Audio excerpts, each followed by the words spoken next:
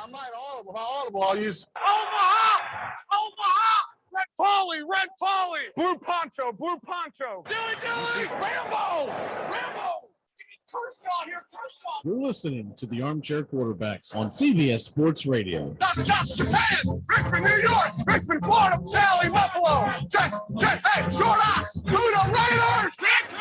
Omaha! Come out! Hell is filled with people like you. This is Sean O'Toole with the Armchair Quarterbacks. Catch me Drive Time with Mac McGee and the Armchair Quarterbacks radio show and Facebook Live. Big news and the big games covered in the Big Ten by the Armchair Quarterbacks all year long. Third down and about 22. As Smith drops the throw, he's got his tight end open, but he's got Carter downfield, and he's gone.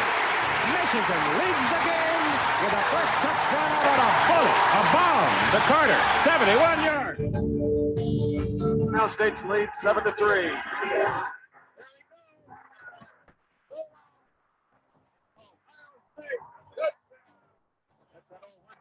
You take two in the first time. In his career, Lorenzo White 15 times rushed for 100 yards in a half. 5 of those this season. On 2nd and 10.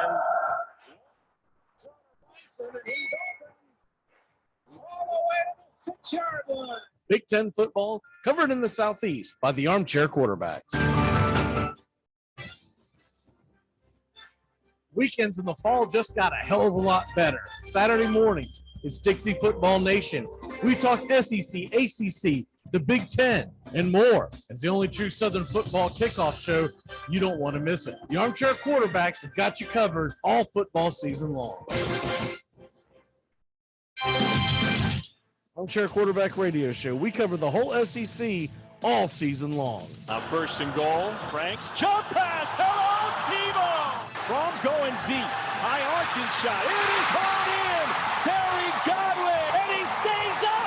Godwin dances into the end zone. 75 yards. Tagovailoa flushed out of the pocket. He'll run with it. He's got the first down and more. Still on the run. He is gone. Touchdown, Alabama. Second down and 10. Garantano over the middle. Ty Chandler. It's a race to the end zone, and he wins it. 42 yards. Touchdown.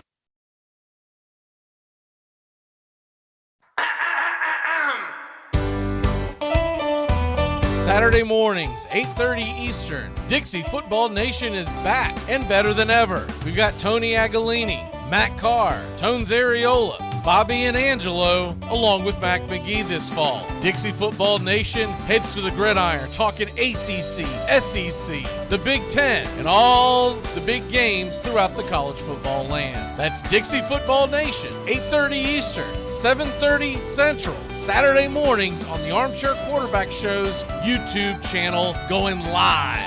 Or catch the instant replay.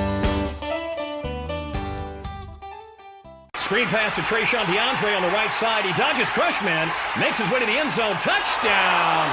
But wait a second. I think there's a flag on the play. All right, you guys got holding on number 97, right? Yeah, definitely holding. No touchdown. All right, make the call.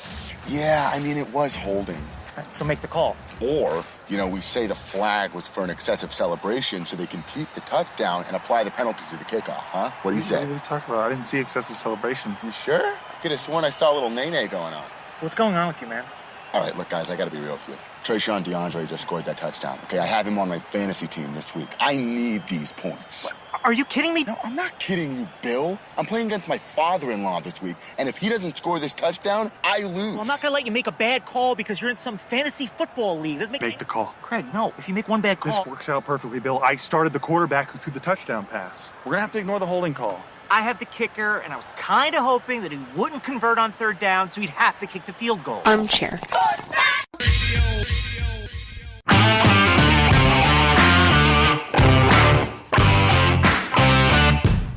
Get your Sunday football morning started off right with the Handicappers on Armchair Quarterbacks YouTube, 10 a.m. Eastern to noon Eastern. Your Sunday morning kickoff show where we tackle your NFL lines out in the desert, a 61.2% win rate over the last 6 years. Against the spread, over, under, money line, you name it. And we dive into the world of fantasy football year-long and your DFS payouts. Your only true Southern football kickoff show that talks the spreads in Vegas, your DFS and fantasy, and your year-long quest to win that fantasy football championship. Only on the Armchair Quarterbacks YouTube channel. It's the Handicappers on Armchair Quarterbacks YouTube, 10 a.m. Eastern to noon Eastern. Sundays, all NFL season long.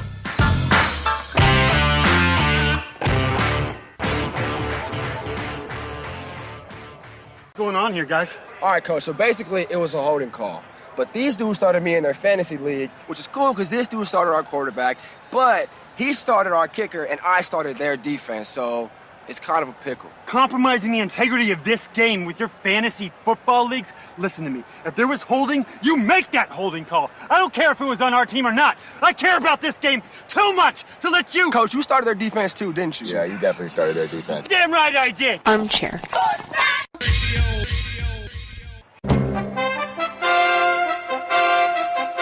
Armchair Quarterback Radio, the gunslingers of sports talk. And here's second-year quarterback Brett Favre out of Southern Mississippi by way of the Atlanta Falcons. They are hopeful he can succeed in the NFL. Here, Brett Favre, you want a challenge? Try this one. So with their best receiver out of the game, from the 35, 19 seconds left. Favre pumps, throws, touchdown! Is there a spark of life in Green Bay? Touchdown! Yes! Danny Marino! Here's Marino, wide open field, throws for a touchdown. It is number 37 on the season, breaks the all-time NFL record. Going deep and open. Touchdown, Mark Duper. Duper has returned, and he is super. They are going to bring pressure again. Rodgers is going to roll away, throws it up in the air, says a prayer. Janis, does he stop it? Oh, please!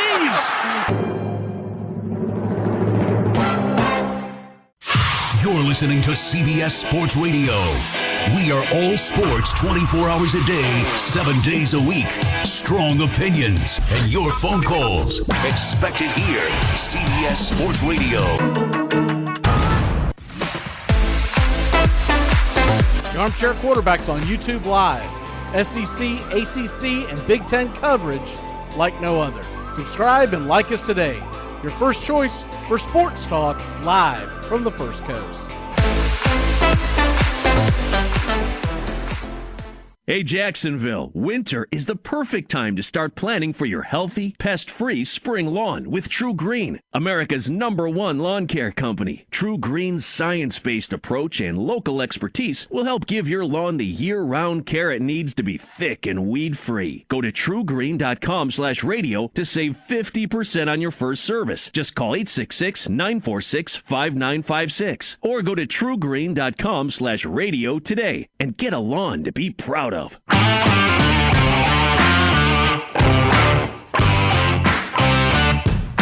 Get your Sunday football morning started off right with the Handicappers on Armchair Quarterbacks YouTube, 10 a.m. Eastern to noon Eastern. Your Sunday morning kickoff show where we tackle your NFL lines out in the desert, a 61.2% win rate over the last 6 years. Against the spread, over, under, money line, you name it. And we dive into the world of fantasy football, year-long and your DFS payouts. Your only true Southern football kickoff show that talks the spreads in Vegas, your DFS and fantasy, and your year-long quest to win that fantasy football championship. Only on the Armchair Quarterbacks YouTube channel. It's the Handicappers on Armchair Quarterbacks YouTube, 10 a.m. Eastern to noon Eastern. Sundays, all NFL season long.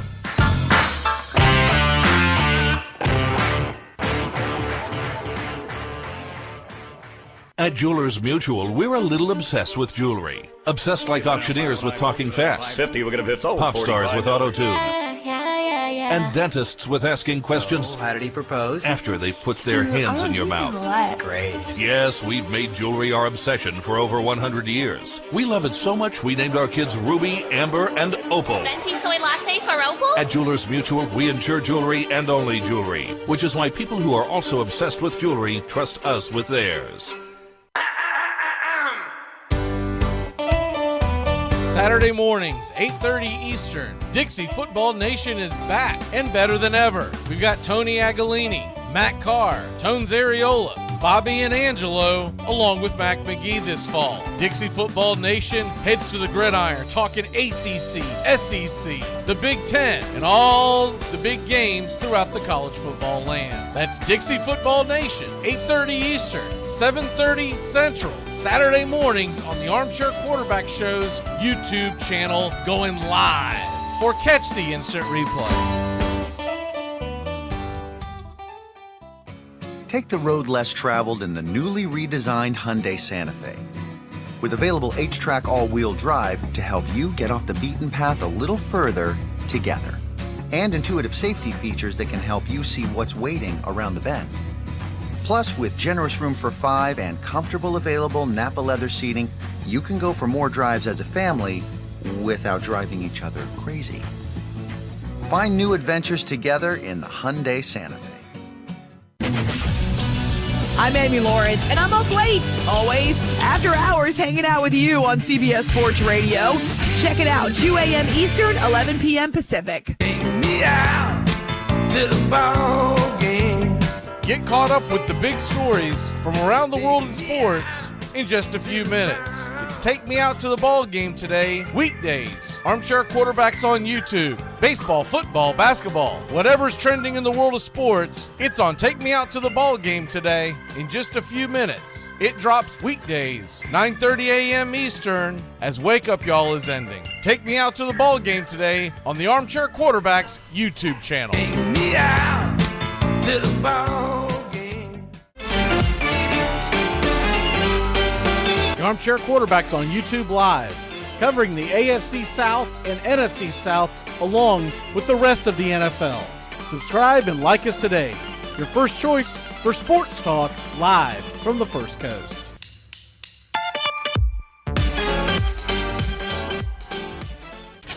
CBS Sports Radio, your home for all things sports 24 hours a day, 7 days a week, coast to coast. Great sports talk expected here. CBS Sports Radio. I know where to go. Extremely disappointed. And here's the thing. The Black Lives Matter protest was actually taking place because Jacob Blake was shot and killed by police officers, right? Was not killed. Jacob Blake was not killed. But he Armchair. CBS Sports Radio. You're listening to the Armchair Quarterbacks on CBS Sports Radio, #1 sports station. Good morning, and this is your Armchair Quarterbacks Sports Flash. Your Sunday morning in the National Football League looks like this. At 1 o'clock Eastern, Colts and Bills. Buffalo is a 7-point favorite at home. The over-under is 50. Ravens are at the Bears. Baltimore is a 4.5-point favorite. 44.5 is the over-under. Lions and Browns. Cleveland is 11.5-point favorite at home against Detroit. 43.5 is the over-under. The Titans host the Texans. 10.5-point favorites. Over-under sits at 44.5. Packers are a 1-point favorite in Minnesota. Over-under is 47.5. And the Dolphins are a 3-point favorite in New York against the Jets. Joe Flacco taking the opening snaps. Miami, the 3-point favorite. The over-under sits at 44.5. Saints and Eagles. Philly is a 2-point favorite at home. Over-under sits at 43. And the Washington football team, they're a 3.5-point favorite at Carolina. The over-under sits at 43. 49ers, 6.5-point favorites at the Jaguars. The over-under is 45. 4 o'clock Eastern, Bengals are at the Raiders. 1-point favorite is Cincinnati in Las Vegas. The over-under sits at 50.5. And the Cowboys and Chiefs. Kansas City's a 2.5-point favorite at home against Dallas. Over-under sits at 56. Cardinals and Seahawks. Arizona, 2.5-point favorite on the road in Seattle. The over-under sits at 48. In your Sunday night football game of the week, The Steelers are at the Chargers. Pittsburgh getting 6. Over-under sits at 47. Monday Night Football has the Tampa Bay Buccaneers, just an 11-point favorite at home against the Giants. 49.5 is the number. And that's your Armchair Quarterback Sports Flash. Stay tuned for the Armchair Quarterbacks radio show and YouTube Live. Please like, subscribe, and share our show today. The Armchair Quarterbacks, your first choice for sports talk, live from the First Coast.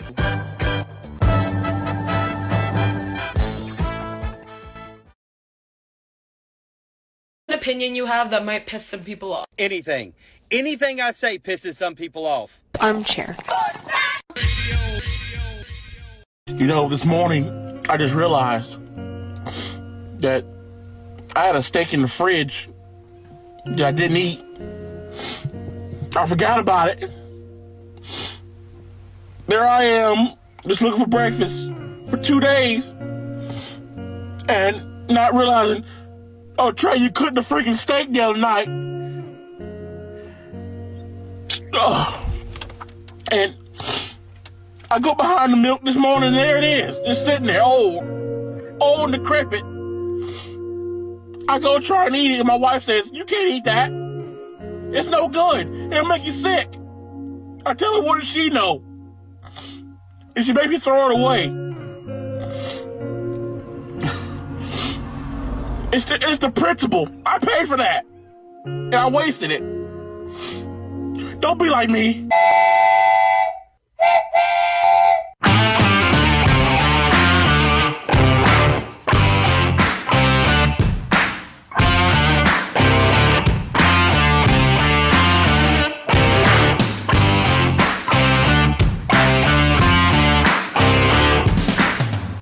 Welcome to the Handicappers, your Sunday morning kickoff show where we tackle your NFL lines out in the desert, a 61.2% win rate over the last 6 years. Against the spread, over under, money line, you name it. And we dive into the world of fantasy football, year long, and your DFS payouts.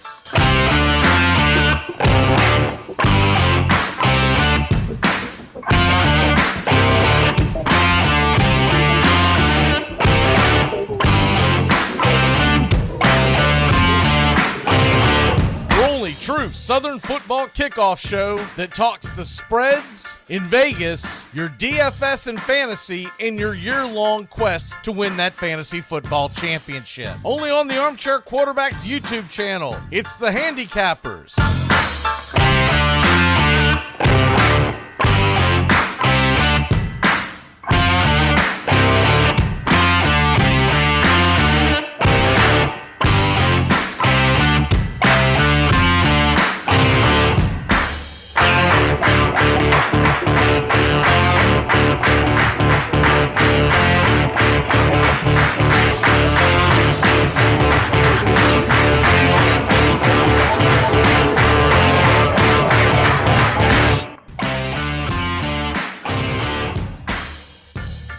Welcoming in Bobby the Kid with Joey and Tones Areola, with Stephen Troche and Sean O'Toole on the way.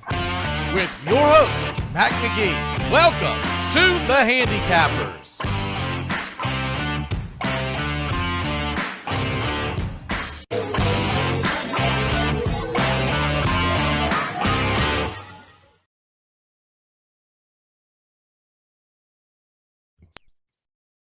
Good morning.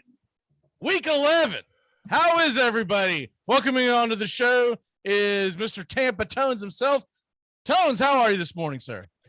Good, sir. It was an interesting slate of college football yesterday, a lot of interesting outcomes, and I'm hoping the NFL replicates the same excitement today, the same surprises. And we're getting to the end of things. We got a lot of playoff pushes that need to start happening for some of these squads. So I'm ready to get talking about the spreads, fantasy, and so much more. And Mr. Joey Areola, how the hell are you this morning, sir? Mac, I love the energy. Nobody circles the wagon like the Indianapolis Colts. I'm ready for week 11. Big game. I'm all psyched. You're about to get slaughtered. Oh, come on. Don't ruin my thunder at 9:05 my time. Come on, man. Go back to bed. Go back to bed. It's over. No, actually, I think that will be a pretty good ball game. I'm steering clear of it. I don't have a good feel on whether or not Buffalo can cover that spread or not, with it just being 7. If it was a little higher, I might jump on the Colts.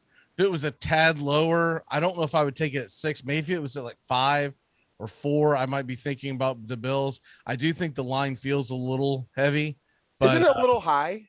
It feels like it mainly because not that Buffalo's not really good. And you set this line, I don't know, week 3, week 4. I think the line feels right about right. But Buffalo's not been playing good football. And the Colts have been playing better. Now, obviously, they haven't played, necessarily a tough slate recently, but they've played better football. And I feel like the 7 points, it feels a tad high. No, exactly. Obviously it's easy for me to say a little bit of a homer here, but 7 points for a playoff. Come on, man. How many Colts do you have in your DFS lineup today? 3. 40 degrees in New York, and I got 3. No big deal.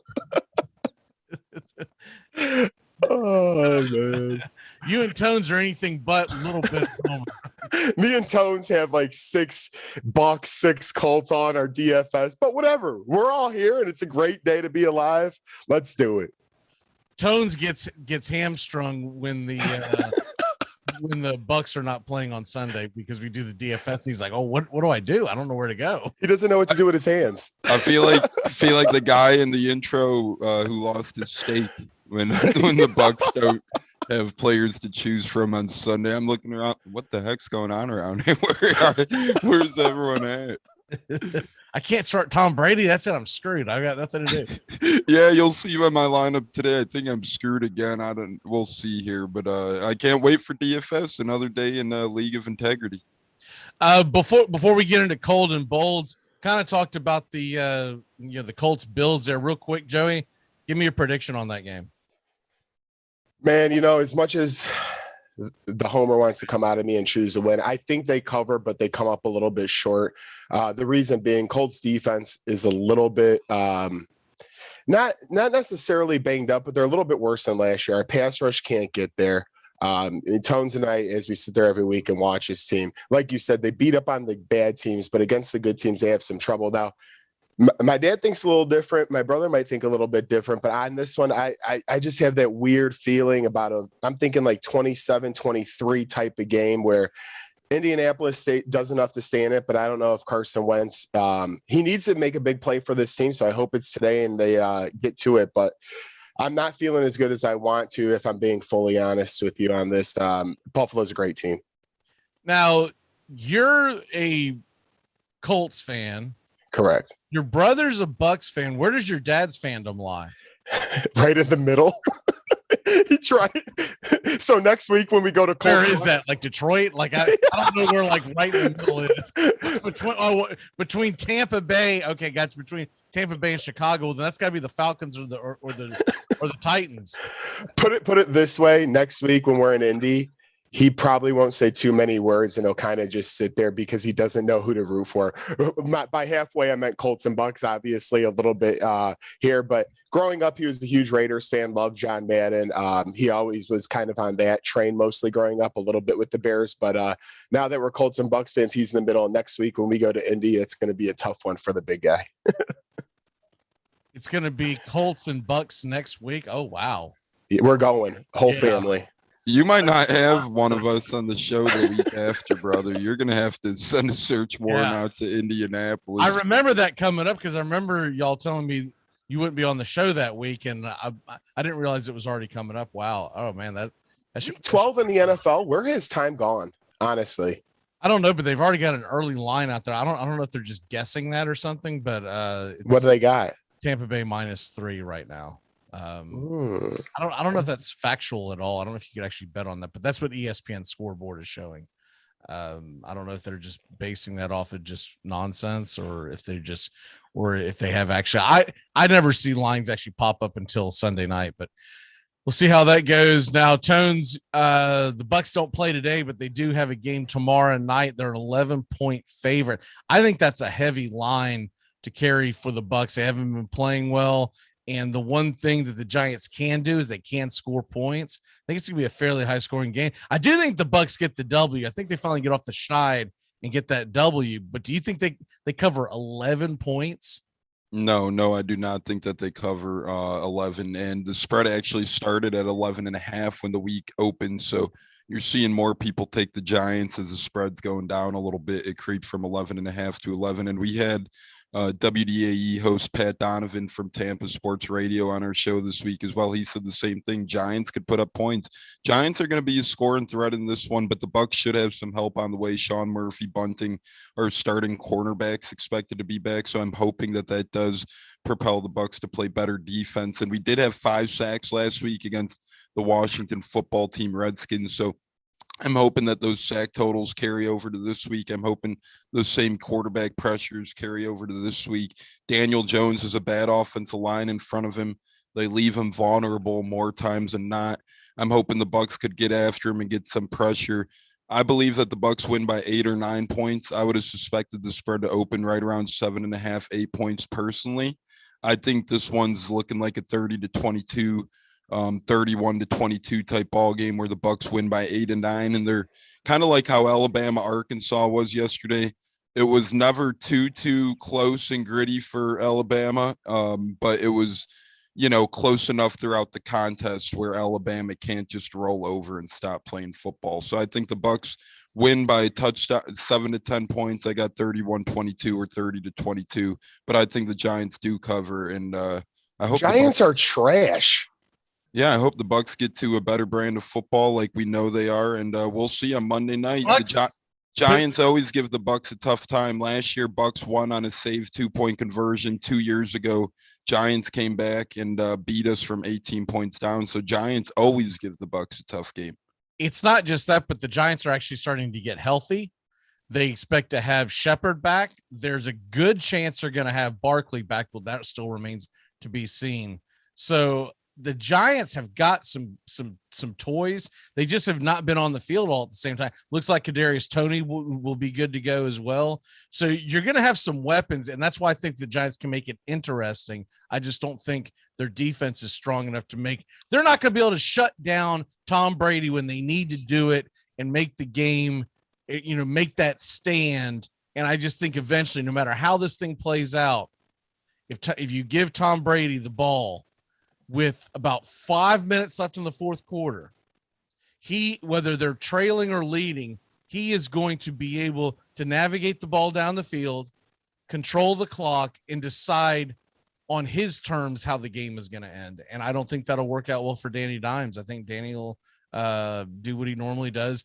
He'll play a hard-fought game, and then the story the next morning will be maybe he just needs a change of scenery as they lose again. So that's Tommy's friend Gronky is supposed to be back this week as well, so look for Tommy and Gronky to get on the same page. Tom only shows up for the primetime games. Yeah, he on the other games he's cool, and I'm not playing at noon on a freaking Sunday. You call me when it's Monday Night Football, and I'll be doing my goofy dances and stuff. Let's go. Yes, sir. The TV. I got commercials to make. No, him and Tom Brady actually have their own mini TV series with the Bucks now. They're like 10 to 15-minute episodes, but nonetheless, I agree. I think Tom Brady doesn't lose 3 in a row. I bet that is brutal. Look, I like Tom Brady and I like listening to Tom Brady, but if you listen to Rob Gronkowski for more than about 2.5 minutes, everyone in the room feels dumber for listening. I was going to say, outside of a 30-second commercial, it's like, woof. Right. But he's a great commercial guy. Yeah, exactly. Remember when they tried to put him on Fox during his mini retirement? Oh, he was garbage. And then he went to the WWE. Was he any good in that, in y'all's opinion? Because I don't watch it, but was he any good at that? Because I could see him being entertaining on a wrestling side, but He was pretty. I mean, he was viewed a little bit, but he was pretty entertaining in my opinion. That's one thing with Gronk, whether it's for better or for worse, the entertainment's always there. So I feel like the WWE and him fit on like a slipper. It was a pretty good fit. But as Mac alluded to, Gronk is hilarious and he's the best. But after a couple of minutes, you're like, this guy didn't practice anything, just like the real NFL. Right. Just Exactly. like the real NFL. Exactly. He don't He practice. brings no notes to the party. And he's the man, but I could see him being a good WWE type of broadcaster. Maybe the guy that's down by the ring who hypes up everything. like a Pat McAfee does now. Yeah, I don't know if he's someone you're going to want to listen to for a long period of time, but I could see that being in his future. Because once he retires to the NFL, I don't think he's going to want to get involved in what it takes to look. Everybody knows that wrestling's fake, but you still got to be in good shape to do it. And you don't want to, man, you go through 15 years of the National Football League. I don't know if you want to put your body through that again, but I could see him showing up. Plus, he's not going to practice like we've talked about. But I could see him showing up on the main pay-per-view events, grabbing the mic and saying something stupid for 60 seconds, and then they kick it back up top, and then they kick it back down to him a half hour later with some catchphrase, right? So, wait, are we talking about practice? Usually the NFL players who end up in wrestling are like one and dones in the NFL or choke artists, but Gronk, he might, cut his own mold. So we'll see. Yeah, I think I predict he's more of a guy that's going to have the microphone and not actually be in the arena. I agree. I could see them having a skit where he's involved every once in a while, but I think 9 times out of 10. Don't put too much in his brain. Right, exactly. Like myself. That is half the NFL, though. Him a little more than that. But wrapping up the rest of the Southern football that's going to be going on today. Titans host the Texans, 10-point favorites. I don't think there's any reason to think that Tennessee doesn't win this game and win it going away. I don't know if I'm going to lay the 10 because what concerns me is that will that Tennessee running game being there? Texans give up a lot of yards on the ground, but when you don't have Derrick Henry, that's kind of a concern. So could they let them sneak back in it? The number I like the most, Tennessee, their line to make is 27 team total. I think they get over the 27 hump. Agreed. I think they put a lot of points on the board and try to make the Texans play catch up. Man, I'm kicking myself. Do you know how many leagues I benched the Patriots in fantasy football defense? It's absurd. I streamed them in one league and got so lucky. So lucky. I own them in about 7 or 8 leagues of the ones that I really pay attention to. I own them in about half the leagues total, and I benched them in every single league because I didn't like the matchup. I thought Atlanta would score. I didn't think they would go nuts. I thought they'd score about 20. Man, that offense without Patterson was brutal. It really was, and I even took that into consideration. A couple of them I'd forgotten that I'd benched. To be honest with you, when I'd eventually put him down when I thought Patterson was going to play, and then when he was unbenched or when he was benched, I forgot to flip flop the Patriots. But that cost me in a lot of leagues. I'm like, man, there are just points sitting on my bench. But I do have a lot of good matchups with my other defense. I've got the Titans, etc. But my point to that is, I think that the Texans will score some garbage points, and one of the guys that I really like today is I'll go ahead and give you my bold prediction. I think Brandon Cooks goes off today. Real quick, finishing all these thoughts up. Jaguars host San Fran. San Fran 6.5-point favorite. Do y'all like that number one way or the other? The one thing I'll throw at this, it is my classic setup. I was going to say, They played a Monday night football game, and they are a West Coast team going east, kicking off early. I don't really like the 6.5, but I did tease them in one deal where I took San Francisco. All they have to do is win, and then I'm getting the extra points with the Cowboys in the later kickoff. But I don't like them to cover, although they very well could. I could see them coming into Jacksonville and beating them 31-10, right? Yep. But I could also see them going, man, I'm tired. I think it's almost an added advantage that Jeff Wilson's going to start today because Jeff Wilson is going to have something to prove. Whereas if you had Eli Mitchell out there, he'd be tired. That's the only thing that I think helps them. That and the fact that they're playing against Urban Meyer. But he's good with his hands, Urban Meyer. he's good with something. He's good at Applebee's on a date night. Stop it. I'm going to lose it. Don't do it. He's good at Applebee's on a date night, baby. That's what he's good at. Let's go ahead and take some predictions here. San Fran -6.5. Which way are you leaning? Joey, we'll start with you. Man, the first thing I thought of when I honestly thought this game is Mac always alludes to, obviously, you're going one side of the country to the other. You're going after a Monday night football game. But that being said, the San Francisco 49ers are a very hot team. I know the Jaguars, they play tremendous defense. They played my team last week, Buffalo the week before. That front seven is no joke. They get after the passer. The real Josh Allen. The real Josh Allen, yeah. Josh Allen sacks Josh Allen. It's like, geez Louise, what's going on? But at the end of the day, this is a game I'm definitely going to stay away from. But a score prediction for me, I'm going to go San Francisco 23, Jacksonville 15, and one of those weird. You do like them to cover the spread. I do, but you know what? I'm not betting it. Just betting in the under on that one because the over/under is 45.5. Well, what do you feel about these offenses? I'm not getting a good feel for either. By the way, today is National Stuffing Day. How the hell is National Stuffing Day not Thanksgiving? What is that about? Tones, help us with this one. Well, you see here, people try and overcomplicate things, and it's one of those things where they probably said stuffing doesn't get enough love and affection on Thanksgiving, even though it does in our household. But I think San Fran actually does win pretty big today. I think San Fran opens the game a little bit in the second half. I agree. The first half starts off slow, starts off a little sloppy for San Fran, but I think they get things going. Jimmy G wants to knock off Trey Lance for the rest of the year. He wants to keep playing competent football. Shanahan knows his name's been swirling around a little bit. I think he wants to keep getting these W's, and they want to try and inch towards that 7 seed, which is wide open in the NFC. I think Jacksonville keeps it close in half one. I ultimately have San Fran winning a 30-17 football game. San Fran, if you look at what they've got coming up, this Jaguar game is a must win. Because they've got to go to Seattle.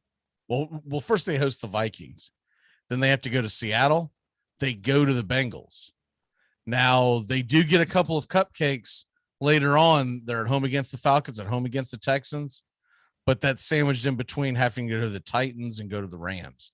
At the Rams is the final game of the season, which you can only hope if you're a 49er fan, is that Rams game means nothing to Los Angeles and they've got their scrubs in. Right. But they've got a schedule that they can navigate through, but they've got some tough when you have to go to Seattle, you have to go to the Rams, you have to go to Nashville, you have to go to Cincinnati. Those are 4 tough games, but you do have some very winnable ones. I'm not gonna say they're gimmies, but you should beat the Jaguars, you should beat the Falcons, you should beat the Texans, especially when 2 of those 3 are at home. The Vikings game is going to be interesting because the Vikings have played well on the road. They just went out to Los Angeles and beat the Chargers. But the Vikings are one of those really conundrum teams. I'll tell you something else about that Viking game that could decide that wild card because those 2 teams could very well be fighting out that final wild card. Yeah, don't discredit. I know they've been playing kind of up and down, and we'll see this week. I kind of like the Eagles making a little run at that last wild card too, perhaps. Yeah, it's been a popular pick for people taking the Saints +2, but I think the Eagles have a very good chance of winning that game today. Let's go ahead and get y'all's cold and bold predictions. Joe, start with you real quick. Yeah, I'm going to lean on it's bold, but Nick Chubb. I know we all know him, we all love him, but this Cleveland Browns offense against the Detroit Lions team today, I know the fight quarterback. Yeah, with no quarterback. I know they're playing the fight in Dan Campbell's, but come on, man. We're over that train. We tried to ride him week in and week out. I think the Browns are going to give Nick Chubb the ball at least 20 to 25 times. If they don't, they're doing something wrong, unless he's that injured. I'm very high up on him getting the start today there in Cleveland. And then, I'm not high on Packers weapons for the most part. Aaron Jones, I know, is out, but this is a sneaky game where Minnesota could do some things. Guys like MVS, the other running back, AJ Dillon. I know they've usually been playing pretty well, but I think this is an ugly game. I would not be a big fan of starting my Packers. Aaron Rodgers usually doesn't play the best in Minnesota either. Just in Minnesota, not obviously in Green Bay, but this is shut up, put up time. We said it on the Friday show that you got to, just like college football, let's go, baby. This is get up time for these NFL teams. The Vikings need a big win today. They cannot play scared football. I think they're going to come out aggressive, and I don't trust the Packers' weapons.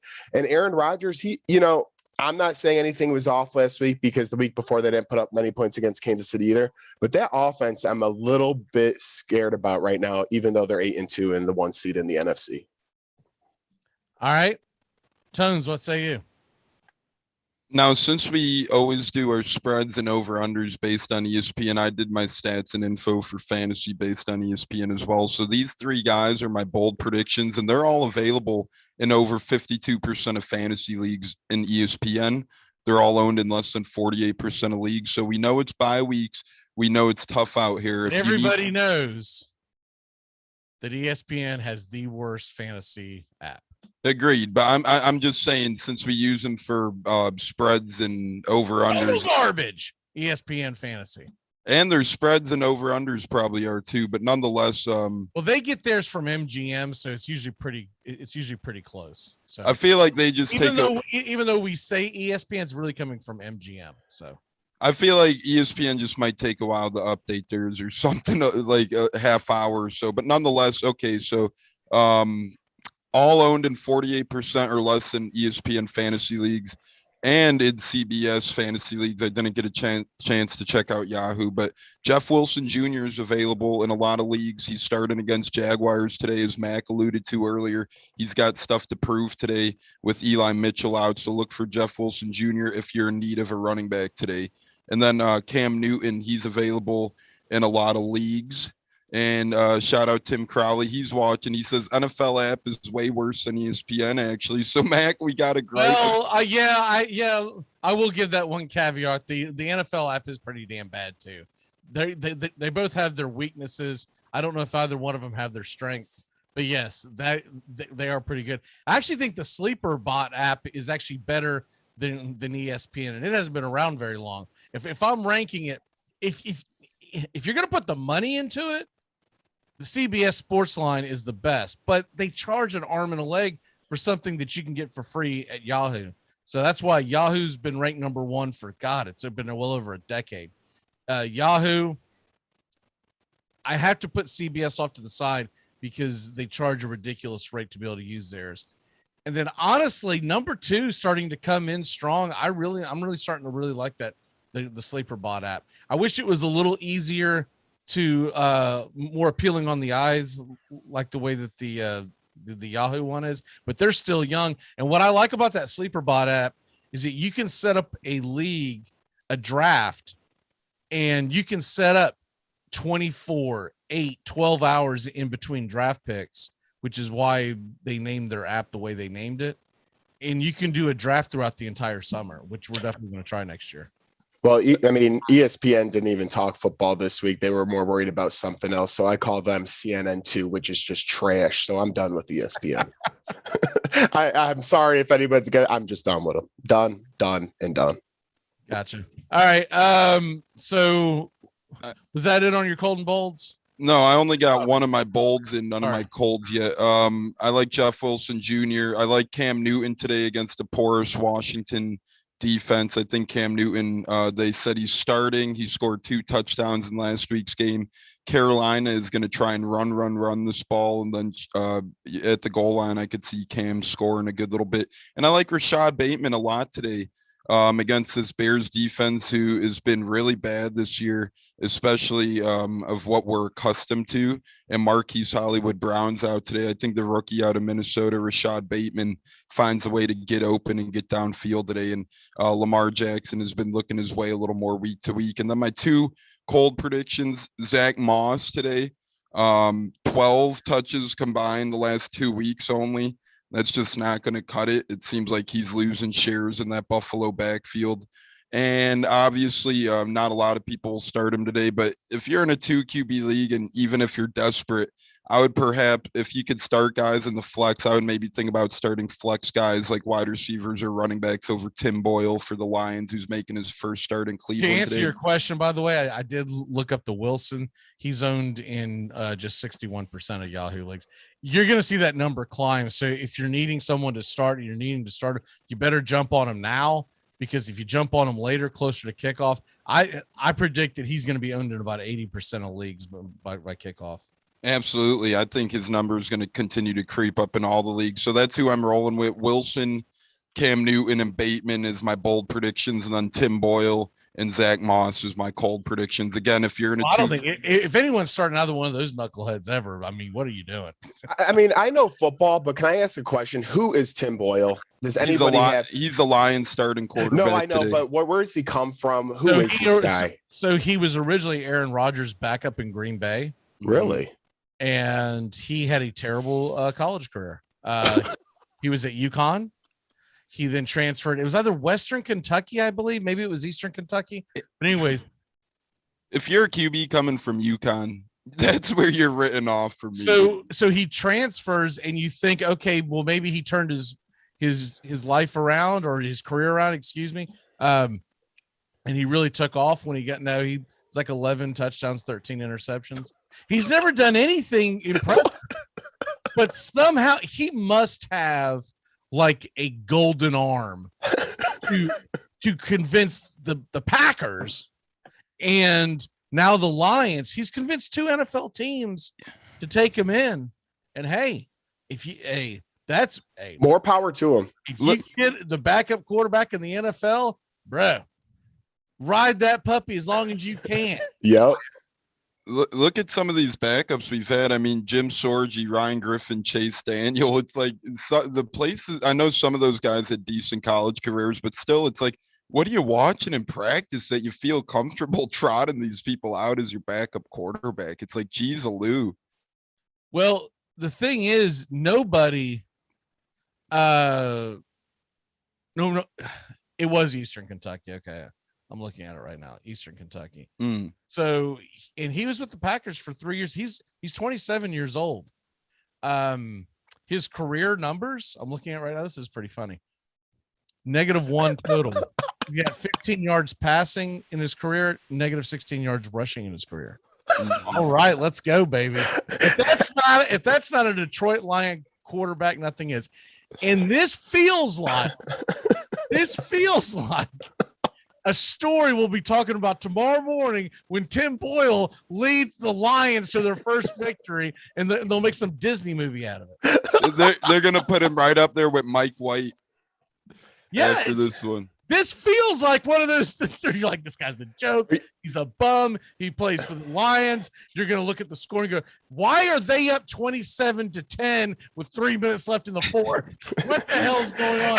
And all of ESPN tomorrow, their reaction won't be good job, Tim Boyle. It'll be bad job, Baker Mayfield. You need OBJ was what you really needed. Hey, and then like you said, like Kurt Warner, they'll make a Disney movie a few weeks later and come out with something. So go Tim Boyle. Have you seen the trailer for that thing? I have. For the Kurt Warner? I kind of felt uncomfortable. It looks like too fake. You almost look like you're about to watch a trailer for something that was made on like Saturday Night Live 15. Come on. I kept waiting for the punchline. I kept waiting for like Will Ferrell to come stumbling in, big boxy glasses or whatever, and start doing his Harry Carey impression or so. I was like, what am I watching? Is this real? Holy cow. It is a strange trailer. And look, Kurt Warner's a nice guy, but Wow. Welcoming on to the show is Mr. Cardinal himself, Bobby. Bobby, how are you, sir? I'm doing good this morning. How are you? I'm doing just capital. What are your bold and cold predictions? Well, some guys I think they're going to have a big day. Joe Mixon against Vegas. They don't have a very strong run defense. I anticipate this being a pretty high-scoring game between the Bengals and Raiders. So I think Mixon will get quite a bit of action today. I think this would be a good day to start really anybody from that matchup, but I like Mixon specifically. Another guy I have is Tyler Lockett, and I know he's been very quiet in fantasy lately.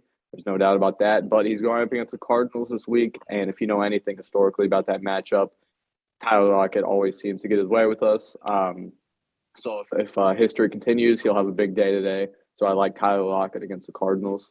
Another one is George Kittle, and I know he's the second most expensive tight end in DraftKings lineups, but I really think he's going to be the best tight end this week in fantasy. He's been used a lot in the passing game the last couple of weeks since he's been healthy with the 49ers. He's going to pick up a weak Jaguars defense. I anticipate this being another high-scoring game. I think Kittle will get a lot of looks today. Some guys that I don't like today, Lamar and Kyler, both of them. They're both going into this game not certain if they're going to play to begin with. Lamar's 50-50. He's dealing with some type of illness right now. They said it's not COVID, but he's questionable going into the game. It's from what I saw about an hour ago, it's not looking good. Okay.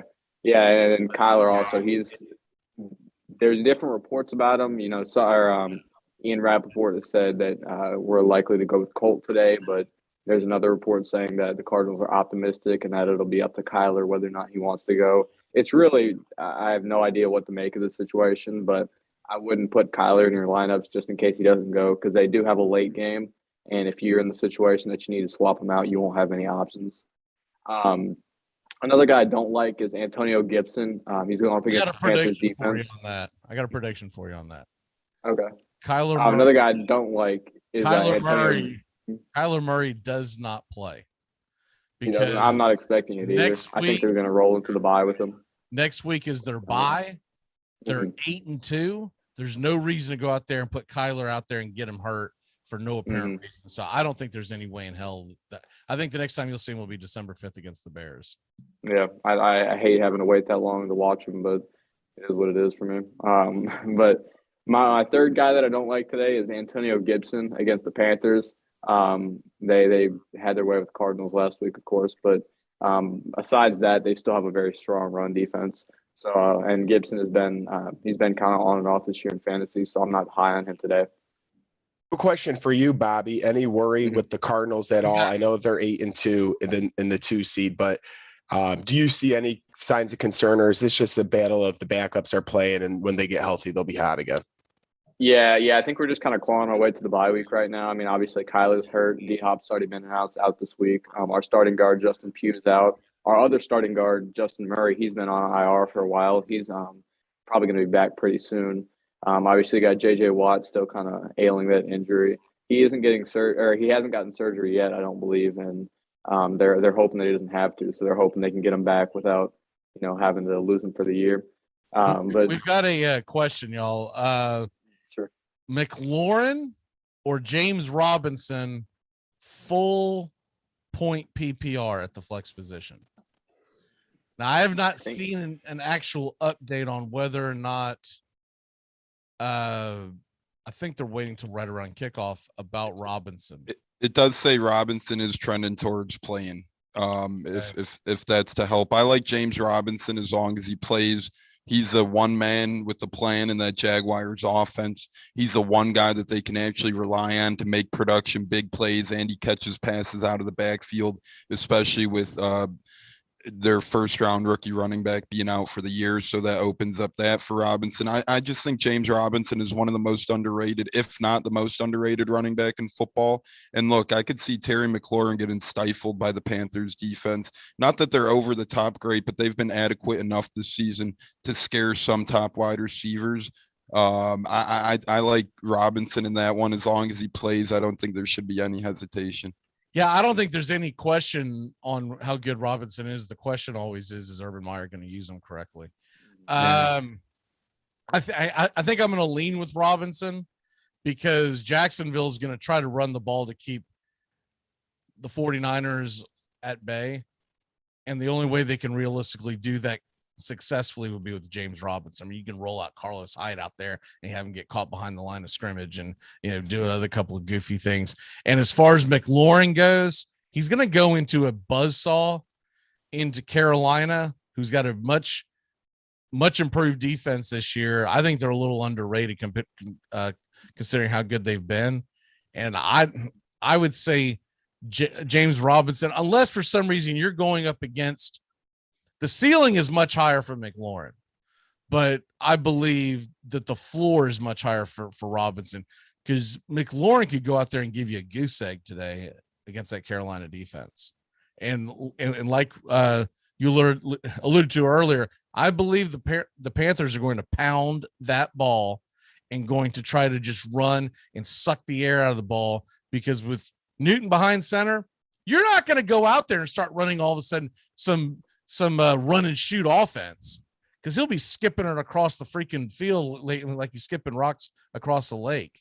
You're going to try to run the ball and keep the ball out of their hands. And with Fitzpatrick not coming back, McLaurin is become kind of a bust this year. Yeah, and I kind of like PJ Walker even to insert the game if Carolina's thinking of passing. But yeah, without what did PJ Walker do to get benched? That's what I'd like to know. What was he, 21 of 28 the other day? This team blew out Arizona and he gets benched. Why? Because we'll sell more jerseys. Let's put Cam Newton in. Hey, the Hall of Famer Cam Newton. Come on now.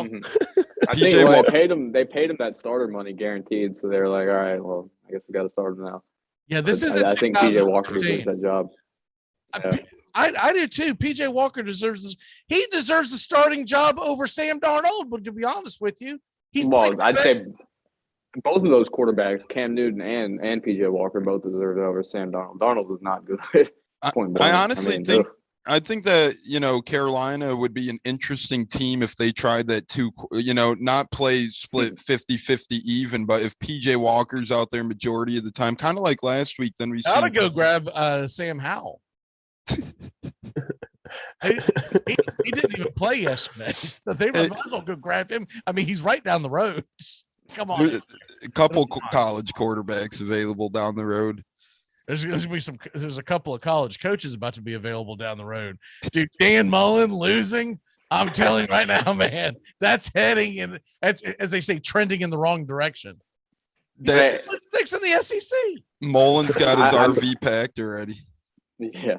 Listen, I know I'm not supposed to root against my team ever. That's kind of a bad thing, I guess. But man, I could not. If it means Mullen's fired, then I can't help but not root against them. Are you cheering for Florida State next week, Bobby? Always. I don't know if I can do that because he's gone regardless now. There's no question about it now. Even if we win against Florida State, I feel like he's definitely gone. Always root against Florida. That's the answer. No, it's Florida State next week. We already won, or we already lost. We're already finishing 6-6 at best. So, I think he'll. You're finishing 5-7 at best. You don't want to go to the Boca Raton Bowl and have Dan Mullen save his job. Baby boy. We'll see. The Knolls are coming for you. Tim Tebow's going to have to pray a lot for this one. He'll say it again, like last year. He'll say the bowl game doesn't matter. He'll say it again. He'll go in and drop Saturday. Florida State and Florida live on. Woo! Even I'll say this: both the teams are bad, but it's probably going to be a pretty competitive, or not a competitive, but good game. It'll be close at least. I think it'll be. I think it's actually going to be streaming on Paramount this week. Then you got to pay for it. ESPN the Ocho. So, get your fake IDs ready to, go out there and the 7-day free trial. Yeah, that's going to be. I just think it's funny because Florida State no one thought they had a chance of going to a bowl game, and now they're in Gainesville with a real chance. That game's probably going to be a pick 'em. Who would have saw that 2 months ago? Eesh. Wild. Let's go, baby. Let's go. And we are not a good football team. So you're saying there's a chance. We almost blew that game against Boston College that that game should have been put away. We about choked that thing away. My God. It was a comedy of errors. But anyways, let's get back to the fantasy football. We've got a lot to get into and a little time to do it. So let's go ahead and dive into our DFS lineups of integrity. Joey, we'll start with you. Yeah, okay, here we go. I'm going to take Ryan Tannehill, as we alluded to earlier. They're against Houston. He's at 6,700. I think this is a pretty good buy at the quarterback position. I know they'll probably run the ball a lot in the second half, but to get all the doors off the building, as they might say sometimes, they're going to get Houston early. Ryan Tannehill will have a couple of touchdown passes at the very least. I'm going to take Mark Ingram as running back one at 5,400. He's gotten more activity lately. New Orleans needs him, as they don't know really exactly what they're doing on offense still to this point without Jameis Winston, without Drew Brees coming off of last year. They're still trying to figure things out. I think they get him more involved like he was last week, and he got a score. My next running back is Jonathan Taylor, 8,300. Shocking. I'm going with a Colt, I know. But for the Colts to stay in this game at all in Orchard Park, they're going to have to run the ball very effectively, and I think Taylor will do that as he continued all season. To stack Ryan Tannehill with somebody, my wide receiver one at 7,700 is A.J. Brown. Say what you want about the first 4 games. I know he didn't look that great. He had some drops, but I think he's back ever since that Colts game where he got that big touchdown. I think, every game he's going to be a pretty big critical fantasy factor. So I would keep him in my lineup and stack him with Ryan Tannehill. My wide receiver 2 is Darnell Mooney at 5,200. The Bears today, they came off a bye week. They're going to have to get creative on offense if they want to beat Baltimore. Baltimore has proven they can be susceptible on defense, especially with all those injuries they have in their backfield. So I'm going with that as my wide receiver 2. Wide receiver 3, Justin Jefferson at 8,100. Minnesota. It is a high buy, but let me tell you, Justin Jefferson has been the perfect replacement for Stephon Diggs alongside Thielen, who does the opposite of what a Justin Jefferson does. I think he's going to absolutely go off today. I see him over 100 yards and a touchdown. I got a couple of leagues where I got both of them, and I never know which one to start. It is hard. A nightmare. What was I doing drafting both those knuckleheads? You think it's a good idea? If you put them both in and it's a low-scoring game, you're screwed across the board. Exactly. So sometimes, you don't know exactly who's going to have the big game, but I feel like it's got to be Jefferson today against that Green Bay defense. So I'm going to stick with that one there. My tight end, Austin Hooper at 3,200. Detroit, I know they tied last week, but come on now. I know Cleveland is going to have to use the tight ends and the running backs. They're going to have to really get that involved. As we know, the receiver position, now they lose Odell Beckham. We don't know you're going to see out of Landry every week. I like Austin Hooper there. In my slot, man, I had no money left when I got to my slot. So I had to pick Ashton and Doolin for 3,000. Don't pick him in your leagues. I'm making a homer pick. I'm telling you guys right now, as Mac is laughing to the side. Throw a dart at the wall. Hey, when you look at the $3,000 receivers, you tell me who you want, because it is. Tim Boyle on us over here.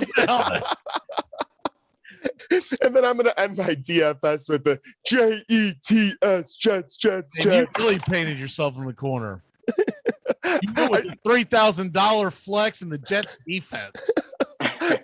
I think I should just stop talking there. You better hope those other guys score a lot of points, man. Jefferson, 300 yards, 3 touchdowns. Book it.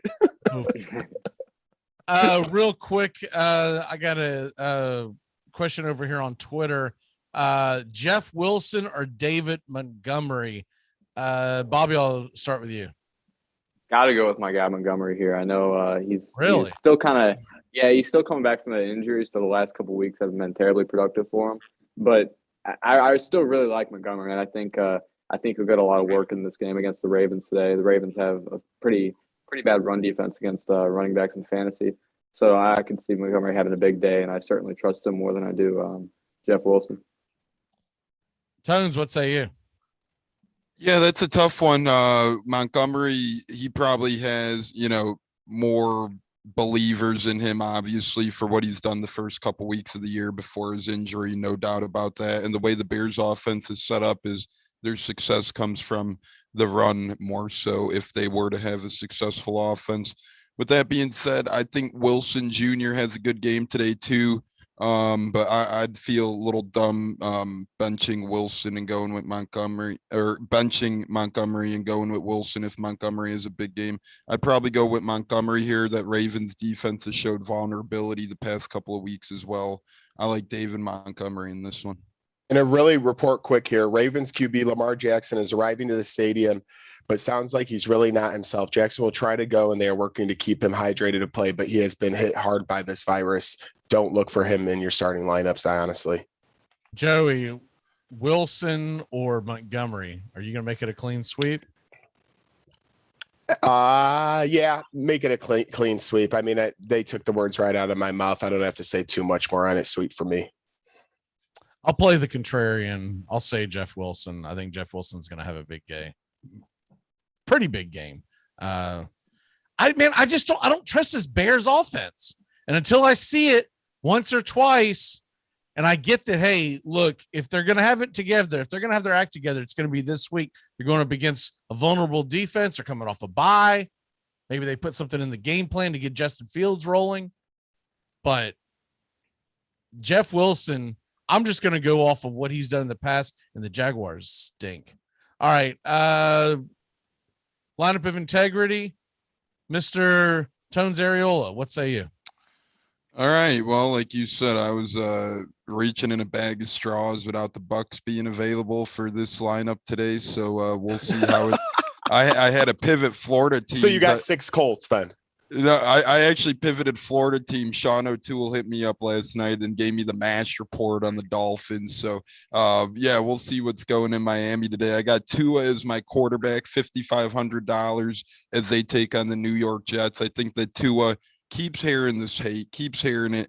I don't know what the heck the Dolphins are doing. They did something weird last week where they activated Tua. He didn't look ready to go. Jacoby Brissett's just terrible. He's flat out terrible. I think Tua is fired up. I think he has a big game today.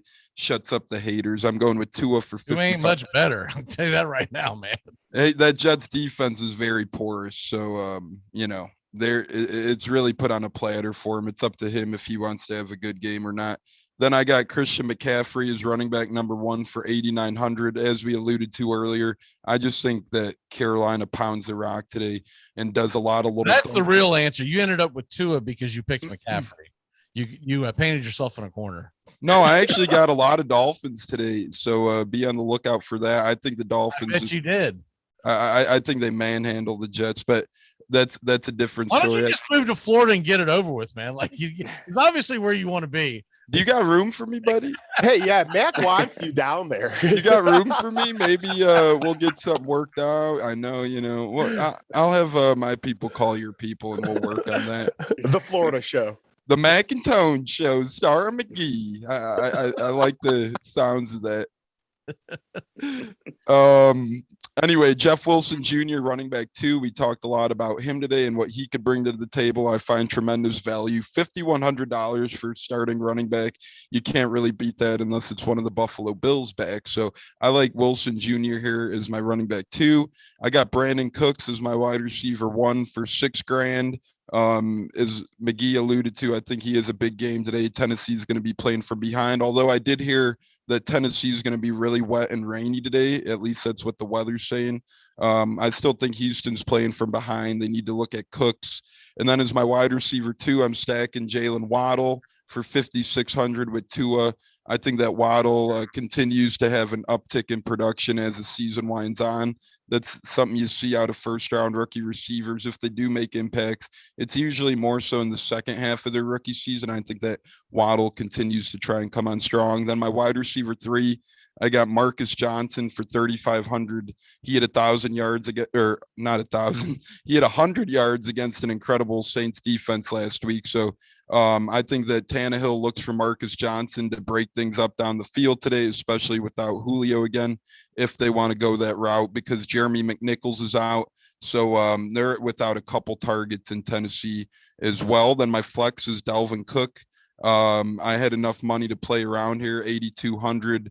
I think that Minnesota really tries to pound the ball against Green Bay today. It's going to be one of those NFC North battles where it's going to be a lot of run and gun. I don't see a lot of passing going on in this one. I love Dalvin Cook today, and he had a really good game last week. I think he looks to try and build on that as he tries to fight off those off-field rumors. And then Mike Gesicki for 5,200. I got another stack. You could tell his visible frustrations last week against the Ravens with Jacoby Brissett not getting him the football. He had the most targets ever in NFL history for a tight end last week without having a reception. We all know how critical Gesicki is to this Dolphins team. I think that he has a big production day today. And then you guys know me. I literally pick the cheapest defense every week to try and get the flexes like Dalvin Cook and Christian McCaffrey. So defense, Houston, $2,000 at Tennessee. I'm just hoping it's wet and rainy, hoping for a strip sack, hoping for an interception because of the rain. Whatever could get done. I'm becoming a little too accustomed to Houston being my defense this year, but that's what happens when you try and save money on your defense. And I have no dollars left over, zero.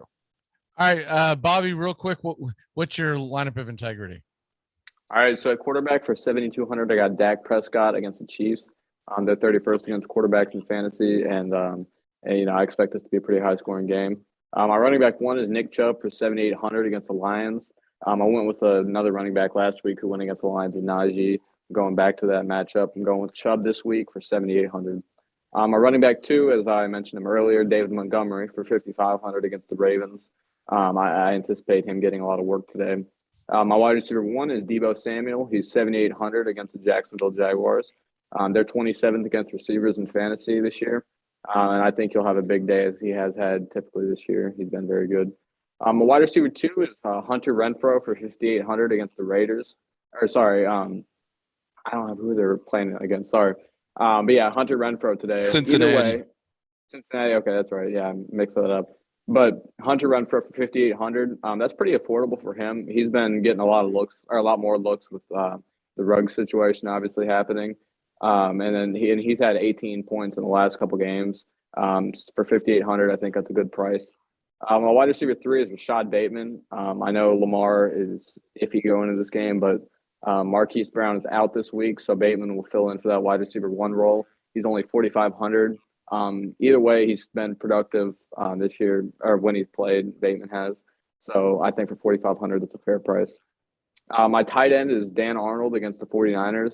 I anticipate this being a pretty high-scoring game, the Jaguars and 49ers. So I think he'll get a lot of action as well as most players on both offenses. But Arnold's really been he's been one of the main guys for Lawrence to throw to. And I know he's not terribly good, but that Jaguars receiving core is not good at all. And Arnold's kind of filled in, or he's kind of taken a lot of targets away from those receivers. So I think he'll do that again today. My flex is Michael Gallup for 4,200 against the Chiefs. I'm stacking him with Dak. Amari Cooper's out today, and I think getting a wide receiver two on a high-powered offense for 4,200 is a good price. I look at Gallup to have a solid day today. And then my defense for 3,100 is the Browns. They're going up against a bad Lions offense who are missing their quarterback. And I think they'll put up quite a bit of points today. You and I have a really ridiculously close lineup. By the way, I feel like we do every week. It's really weird. I'm like watching. I'm like, you're picking that guy too. You pick that guy too. Stop calling each other before the show. I'll wait to do mine on the other side when Sean and Steven join us because we're coming up on time. Man, today went fast. Yeah, so that's what she said. Especially to me. Whoa.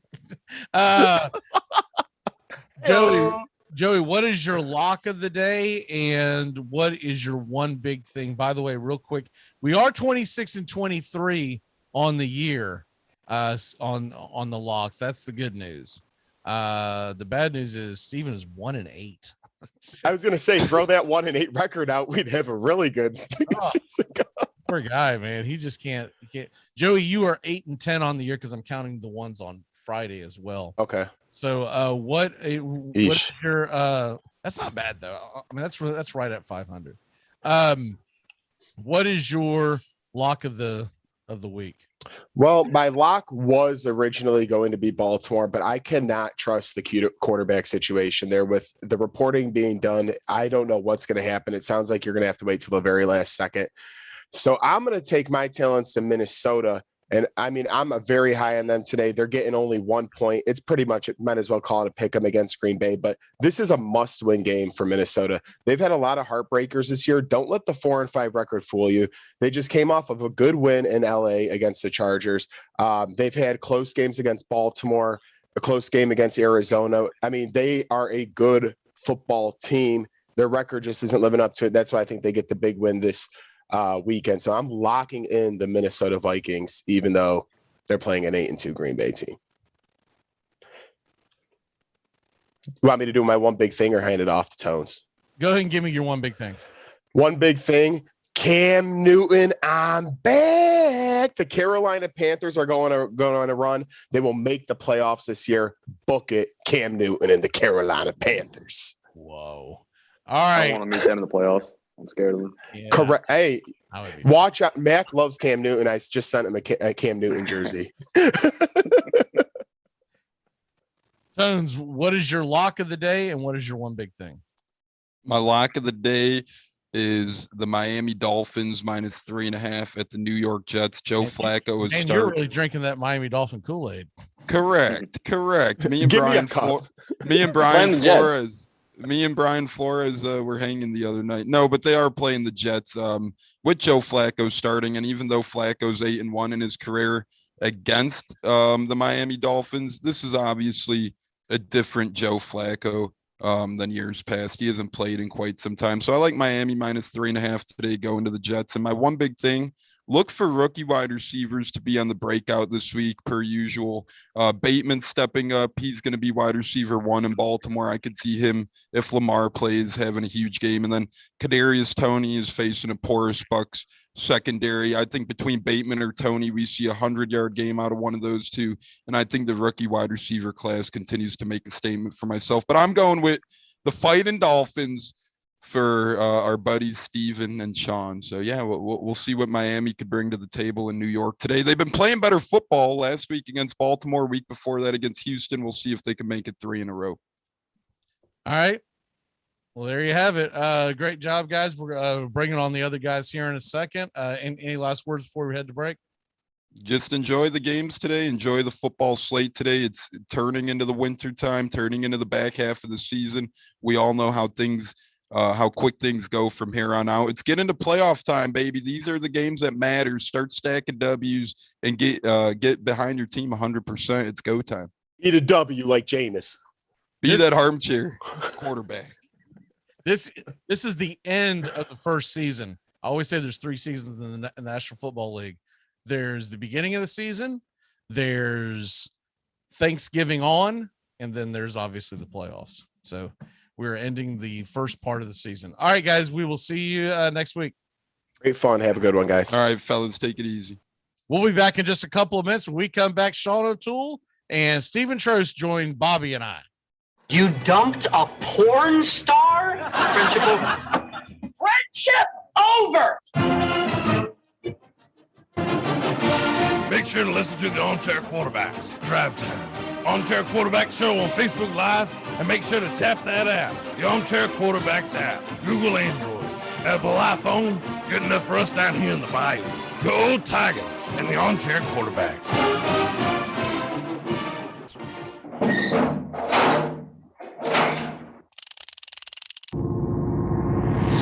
Peanut butter. Chocolate. You got peanut butter on my chocolate. Well, you got chocolate in my peanut butter. Bravissimo. 2 great tastes that taste great together. Reese's Peanut Butter Cup.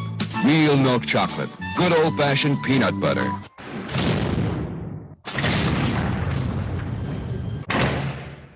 Playoffs? Don't talk about playoffs. You kidding me? Playoffs? I just hope we can win a game. Make sure to keep it locked in here on Armchair Quarterback Radio. We're not one-trick ponies. We cover the entire NFL, past and present. 3rd down and 6 at the 9. Bo Jackson to the 20 and out in front, and only one man to beat, and easily can't run him down. He had the angle, but there goes Bo. And nobody catches Bo. Touchdown. Dion.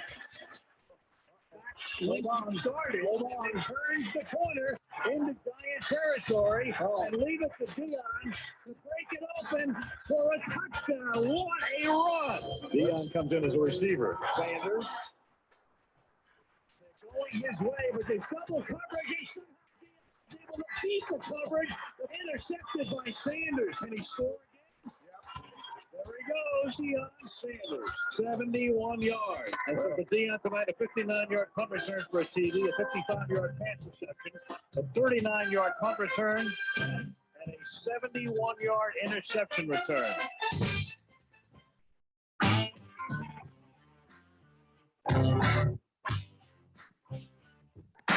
Get your Sunday football morning started off right with the Handicappers on Armchair Quarterbacks YouTube, 10 a.m. Eastern to noon Eastern. Your Sunday morning kickoff show where we tackle your NFL lines out in the desert, a 61.2% win rate over the last 6 years. Against the spread, over, under, money line, you name it. And we dive into the world of fantasy football year long and your DFS payouts. The only true Southern football kickoff show that talks the spreads in Vegas, your DFS and fantasy, in your year-long quest to win that fantasy football championship. Only on the Armchair Quarterbacks YouTube channel. It's the Handicappers on Armchair Quarterbacks YouTube, 10 a.m. Eastern to noon Eastern. Sundays, all NFL season long. Oh my God, I'm really sorry. I was in the pool! I took my shot. I didn't mean to hurt you. Something stupid and something painful. And they said, no, man, what would that be? Good morning. Welcome back here to the Armchair Quarterbacks on CBS Radio. And of course, we are on YouTube Live. Find us today. YouTube.com, Armchair Quarterbacks 1 is the website, I guess, or you can jump on the app. Welcoming on to the show is Sean O'Toole and Stephen Church. Stephen, how are you this morning, sir? Man, I'm doing great. Hurricanes got a win last night. Always nice to see that. Man, I like Dolphins going to play the Jets today. Always a good, always exciting to see that. I'm ready for another good day of football. Mr. Sean O'Toole, how the hell are you, sir? I am fantastic. Ready for the next era of TB12. And I'm not talking about Tom Brady. I'm talking about Tim Boyle. Get on board the Boyle Express. Choo-choo. Oh, Lord. Did he have to get someone to cover his shift at the Circle K this morning to be able to play? Probably. I don't know. I looked up his career numbers at UConn. I was like, this could be fun. What was it, like a 12 to 26 touchdown interception ratio or something? That's his total career. His 2 years at UConn, it was like a touchdown and 13 picks because he went to Eastern Kentucky after that. Right. It's gonna be. That's bad. It's gonna be a bloodbath. I can't wait to watch it. His NFL, his total NFL numbers: 15 yards passing, negative 16 yards rushing. We're talking about that in the first hour. Anyways, what do you got for the MASH report, sir? All right, going through the MASH report really quick. Some late breaking news in the last 15 minutes. James Robinson officially is active today. That was kind of touch and go throughout the week for the Jaguars. In that same game, Elijah Mitchell is expected to be inactive today, fractured his finger Monday night. So you're going to see JaMychal Hasty, Jeff Wilson, whoever else Kyle Shanahan decides to trot out. This has probably already been mentioned, but the Ravens have a non-COVID virus really tear through the organization this week. Lamar's looking 50-50 at best. He is going to be a true game time decision. It seems like even Glazer doesn't know if they're going to let him go. If he doesn't go, it's going to be Trent Hundley. Same illness is affecting Rashad Bateman. I heard either Tones or Joey mention Bateman at the end of the last hour. He's also been a little touch and go with that illness, but they say he's going to give it a go. People who are in this week that were previously not listed as in. Had the list right in front of me. Baker Mayfield expected to play. Nick Chubb expected to play. Miles Sanders was activated off IR by the Philadelphia Eagles this week. Dallas Goedert expected to play. Clyde Edwards-Helaire also activated off IR. Chase Claypool and Ben Roethlisberger in the night game expected to play. Players who are definitely out. Alvin Kamara is out, which means we got another week of some Mark Ingram, high stock, Jeremy McNichols, Ricky Seals-Jones, Aaron Jones, obviously out this week. A.J. Dillon is a fade. Amari Cooper is out for at least this game, if not two. I believe he showed up on the unvaccinated player list, so that's not great for the Cowboys, but that will pump up Gallup's value a little bit this week. Chris Carson out in the Seattle-Arizona game. DeAndre Hopkins is still out for Arizona. And one more thing in that Arizona-Seattle game. That seems to be a game-time decision as well, but all signs point to Colt McCoy going again this week. I believe the Cardinals have their bye next week, so I'd be really surprised if Kyler actually goes today. Looks like it's going to be Colt McCoy versus Russell Wilson. And that's it for the match report for this week. All right, well, let's go ahead and get into our lineups of integrity. And Sean, well, how about Steven? We'll start with you. Give me a second. DraftKings is being pretty slow today. Sean, do you have yours pulled up? Yeah, I do. I got it right here. All right, let's go ahead and hit you then. Okay, so for my stack, I'm going with the Cowboys against Kansas City. I'm not a believer in the suddenly rejuvenated Kansas City Chiefs defense. I think you look at the offenses that they played, and that tells you a little bit more of the story. And Dallas looked to get over whatever ailed them against the Broncos 2 weeks ago last week. So Dak Prescott, 7,200, CeeDee Lamb, 7,600, Dalton Schultz, 4,600. I'm stacking those three guys. With my running backs, I'm shopping a little bit in the bargain bin. I like David Montgomery today at home against Baltimore. I think the Bears are going to have to try and run the ball, especially with Allen Robinson out. And A.J. Dillon at Minnesota, very intrigued by his potential today at only $6,200. That's almost $3,000 less than Christian McCaffrey. And I think there's a lot of value there in a game that should be relatively high scoring. Having to save a little on my wide receivers. So I've got Darnell Mooney at 5,200 because Allen Robinson's out. Fields is going to have to throw to somebody at some point. It'll probably be Mooney if it's not Cole Kmet. And Brian Edwards in the Cincinnati-Las Vegas game. Edwards is kind of, if you've had to watch the Raiders, has kind of stepped up into the number one spot. He's really Carr's, safety blanket, especially if Waller's double covered. Devontae Smith is in my flex, going against, the number 3 pass defense in all of fantasy as far as points given up to X receivers. I think Smith could have a big day. And then if you're not starting the Browns defense for 3,100, I don't know what to tell you. I just laid out the case a few minutes ago with the Tim Boyle project. So that is my lineup of integrity for this week. All right, Steven, what say you? So I got Dak Prescott as well as my quarterback. He's at 7,200. Sean said everything there is to say there. I also matched him with A.J. Dillon. Just the volume that is going to be there. Aaron Rodgers is dealing with a toe injury today. He should play, but that may limit him, and they may look to run the ball a lot against Minnesota. How is A.J. Dillon being matched with Prescott? They're not on the same team nor in the same game. I never said that. I think he was saying he matched it with my lineup. Like Sean had Dillon as well. Sorry. Okay, gotcha. All right, and then I went Jeff Wilson at running back 5,100. He should get the lion's share of the carries today with Elijah Mitchell out. Tyreek Hill at 8,200. I wanted to go Devontae Adams at 8,400, but with that Rodgers injury, I'm scared off a little bit. So I'm going to go the upside of Tyreek at home. Jalen Waddle 5,600. I think this is going to be a big week for the Dolphins offense. Waddle has been a PPR monster. 5,600. There's a ton of upside there. Michael Gallup at 4,200. Sean touched on that offense in general. He went the pay up option with Dallas. I went the cheap route.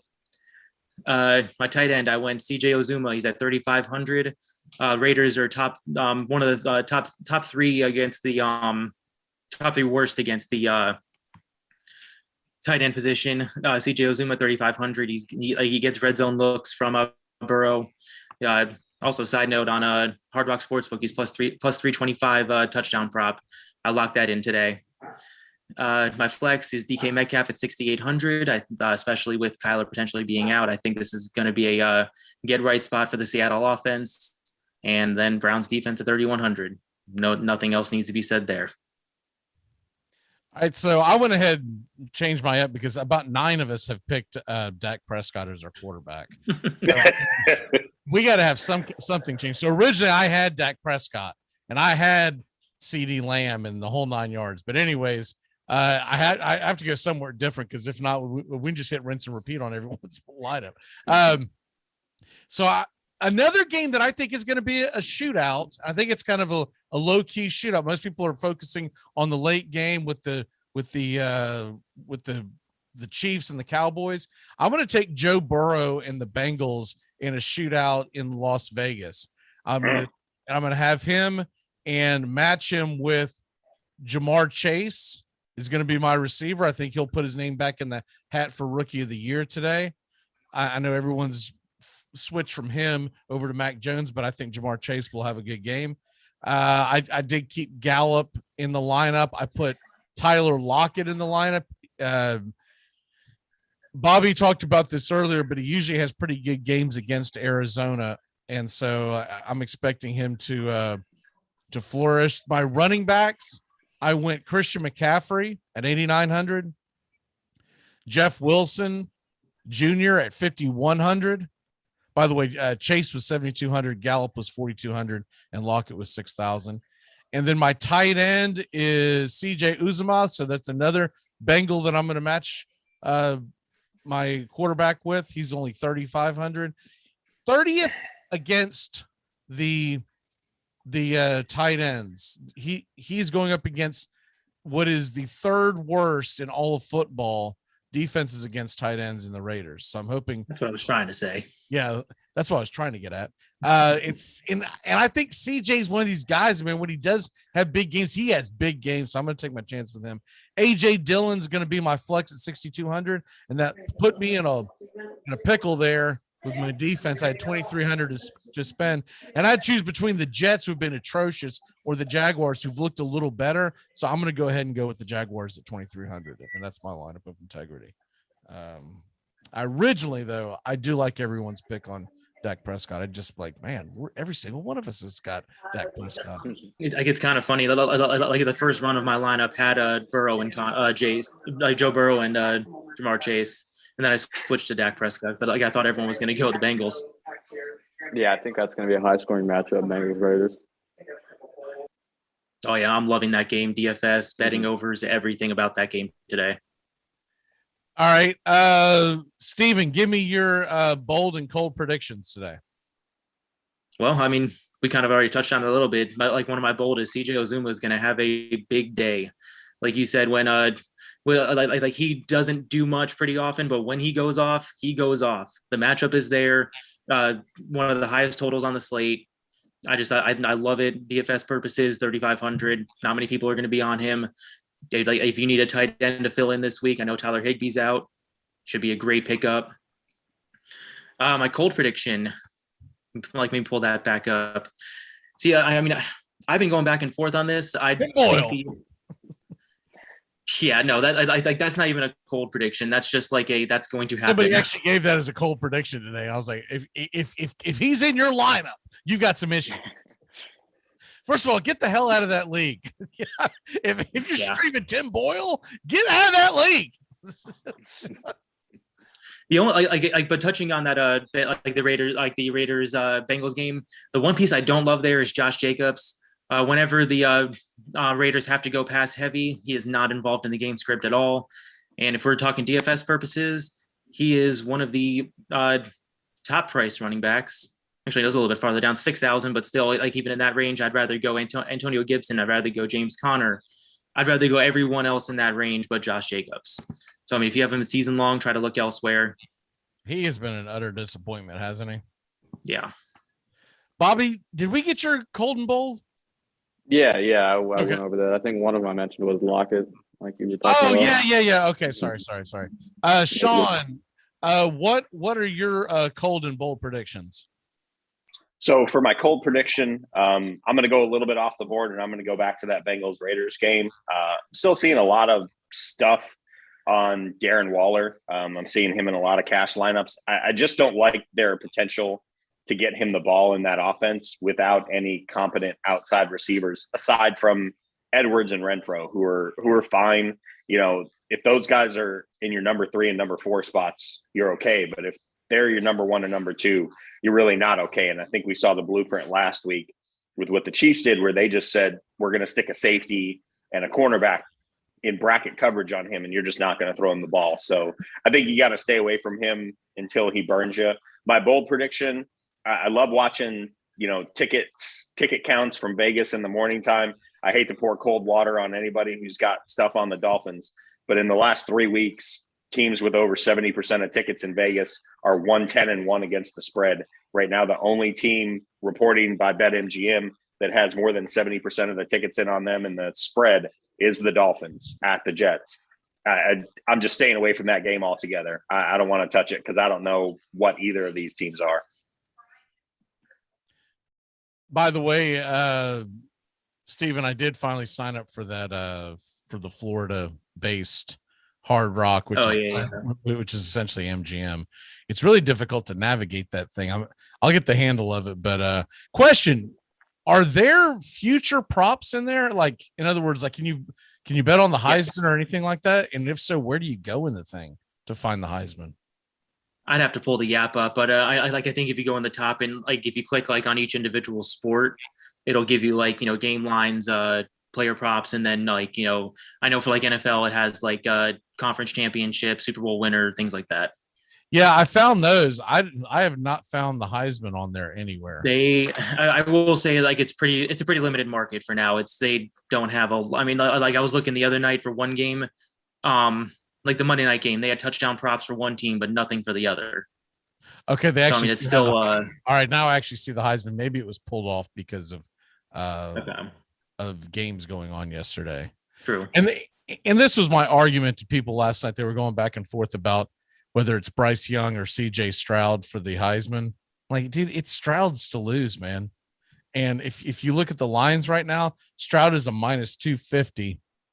No one else is minus. Everyone else, you got him at minus 250. Bryce Young is a plus 100. And then Matt Corral is plus 1,200. Everything else, you know, you'd just be really throwing a dart at I don't even know why you would even think this late in the season that you can go, all right, man, give me some Brian Robinson for 8 plus 8,000. What is everyone else going to die in a plane wreck? Like, you know, how in the hell is that going to happen? It's a 2-man race because it's become a quarterback. It's basically become the MVP, what the MVP used to be in baseball. I was talking about this yesterday. I don't know when it was, sometime this week. The Heisman has become what the MVP should be in baseball. In other words, the Heisman has gone to the best player on what everyone feels is possibly the best team, or a team in the playoffs, right? The team that got you to the playoffs. Whereas the MVP in baseball has turned into what the Heisman used to be, which was the best player in the land. So, and my point behind that is, all right, we got to mute that. Okay, sorry. But used to, the Heisman always went to the best player in college football. Now it's just become an MVP award. And conversely, the MVP in baseball has become the Heisman Award, because you had 2 guys win it for baseball this year. Neither one of them made the playoffs in an expanded baseball playoff format. It's very rare. It's the first time that happened, by the way, since 1987. All right, let's go ahead and move on. Cold and bold predictions. Let's see, we got DFS team build. Right. Okay. Sorry, I'm thinking out loud as I'm reading it down. So we've knocked everything out. Let's do the DFS team build. I do not keep up with this because I'm terrible. Whose turn is it this week? I think it is my turn this week. Okay. So let me get to a lineup here. And someone at some point will start writing this down. We'll be able to keep up with it. By then the season will be over. NFL. So today I've been keeping up with it on my Mac, and Steven's right. It's his turn. So today we'll have, what is it? Is it 12 teams today? I think. Yeah, 12 teams. All right. So 12 games, excuse me. All right, Steven. So you run the show this week. Where are we going with our quarterback?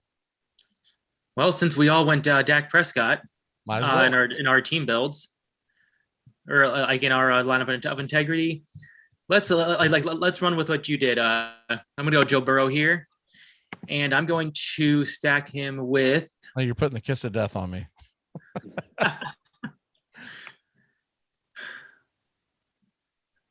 I'm gonna go T. Higgins here. I like the upside of Chase, but I want to see what else we can do with the lineup first, and then see if we want to change it up. So I got Joe Burrow at 6,600, and then T. Higgins at 5,400. All right, Bobby, take the wheel. What say you? I'm gonna spend big today. We'll go with Chubb for 7,800 against the Lions. I'm confident in him having a big day. I think the Lions aren't going to be on the field much on offense today because of Tim Boyle, and I think the Browns are going to get out to a pretty big lead, and they're going to run a lot today. Chubb for 7,800. I see him having a big day, and I think he'll be worth that price tag.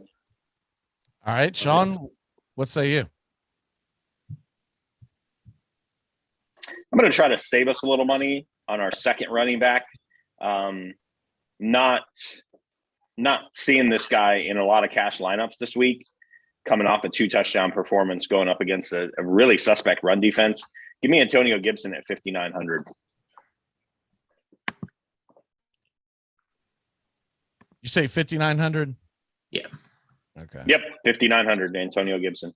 Yeah, that's going to be a tough one. Was at the fourth best defense in against running backs. But hopefully he gets some garbage dump offs. Okay, so we're now, I think we probably need to save some money here because we're down at 4,800, which is really going to hurt us come flex and wide receiver time. So I'm going to go ahead and double down on our tight end with CJ Uzomah, 3,500. It saves us quite a bit of money there, and that takes it back to Steven. Yeah, I mean, like if you didn't do it, I was going to. So glad we're on the same page there. All right, so we got 2 receiver spots left, a flex, and our defense.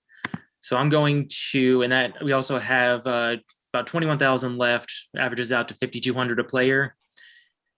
So like what I'm going to do is I'm going to just make sure that we have our I'm going to do our defense set so we can really see how much we have to spend for the rest of the lineup. Okay. I do not see any reason to go elsewhere. Browns at 3,100. All right, Browns 3,100 and taking advantage of the Tim Boyle experiment. Man, he's not gonna, but if Tim Boyle has a Mike White day, we're all gonna be face down in soup. That game's also supposed to be in a downpour. So 45-degree weather. Yeah, we talked about it in the first hour, but the headline tomorrow on ESPN won't be that Tim Boyle pulled off this miracle win. It'll be Baker Mayfield's trash, and they never should have gotten rid of OBJ.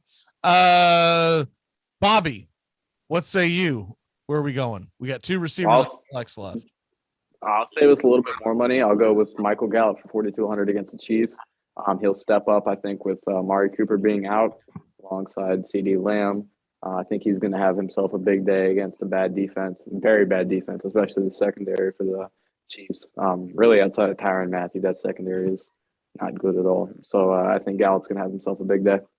All right, Sean, and where are we going with either wide receiver or flex? Yeah, we got 13.5 to play with for 2 positions. I'm going to try and grab someone that I really am not that big of a fan of as a fantasy manager, but you laid out, I believe it was you said it, or maybe Bobby, Tyler Lockett at 6 Gs. You can put him in the flex or in the wide receiver position. I think 2 of his 3 best games as a pro have come against Arizona, including that insane 178-yard, 3-touchdown game last year that single-handedly won me a few fantasy weeks. I'm not crazy about what Seattle's doing on offense right now, but Arizona's really banged up, and they're going to start Colt McCoy again. So, 6,000 for Lockett. put him in at the wide receiver spot. That gives you some money to play with.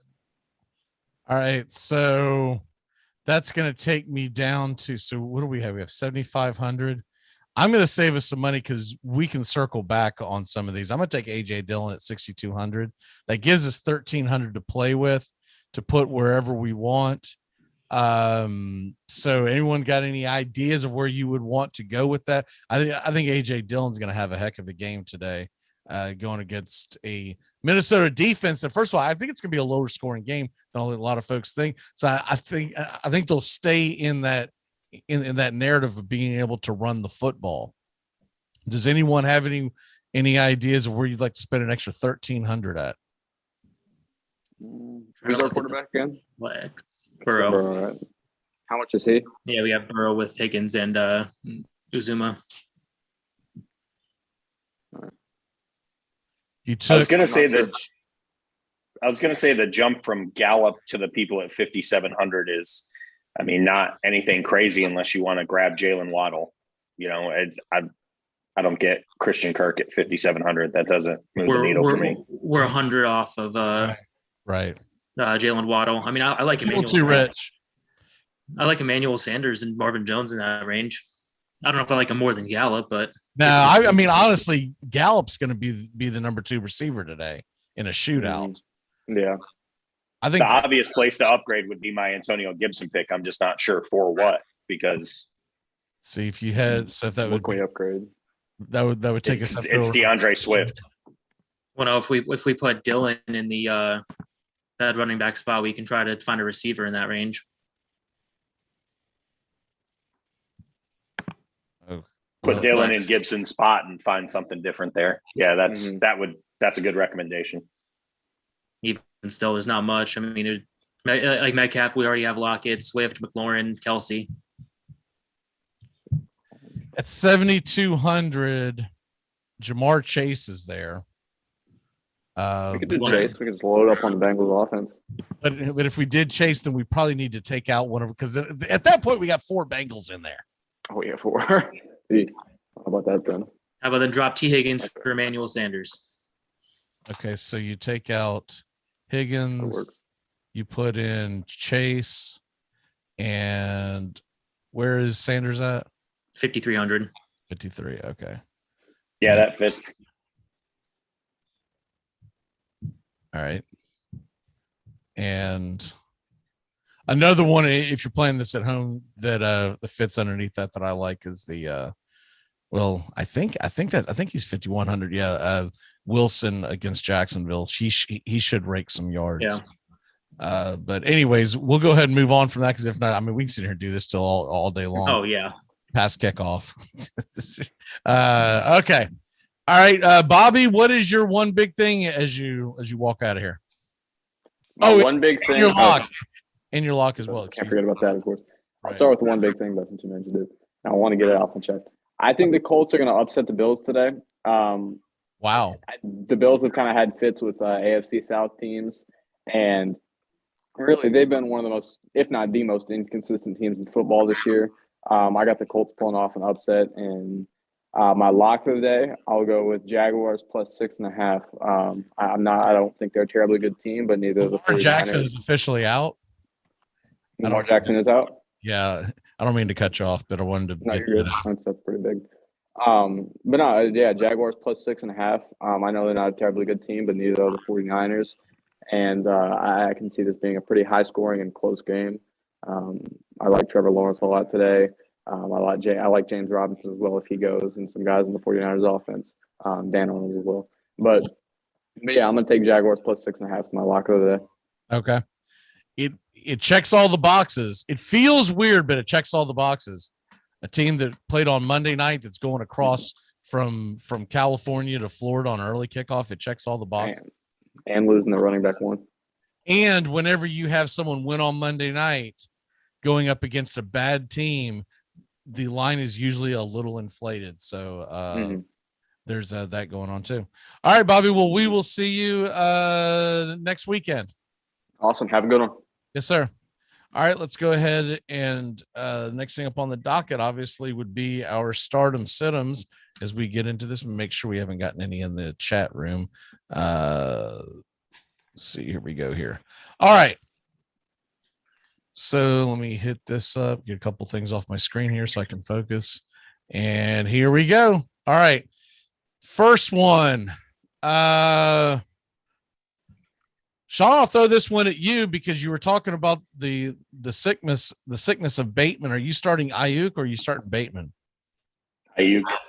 I mean, especially with the late breaking news that Lamar's officially a no-go, which I thought was going to be how this ended all along. But I mean, you can't start anybody in that offense with Trent Huntley under center. Sorry, you just can't do it. There's got to be a prop bet somewhere as far as who's got to be. Who's going to have a worse game between him and Boyle? Boyle rules. Sure.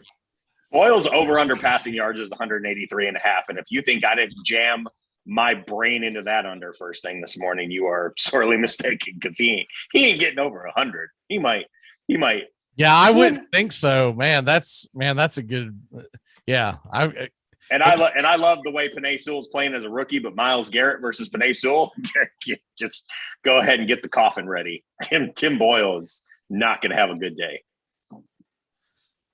I mean, good Lord. Steven, James Robinson or Jeff Wilson Jr.?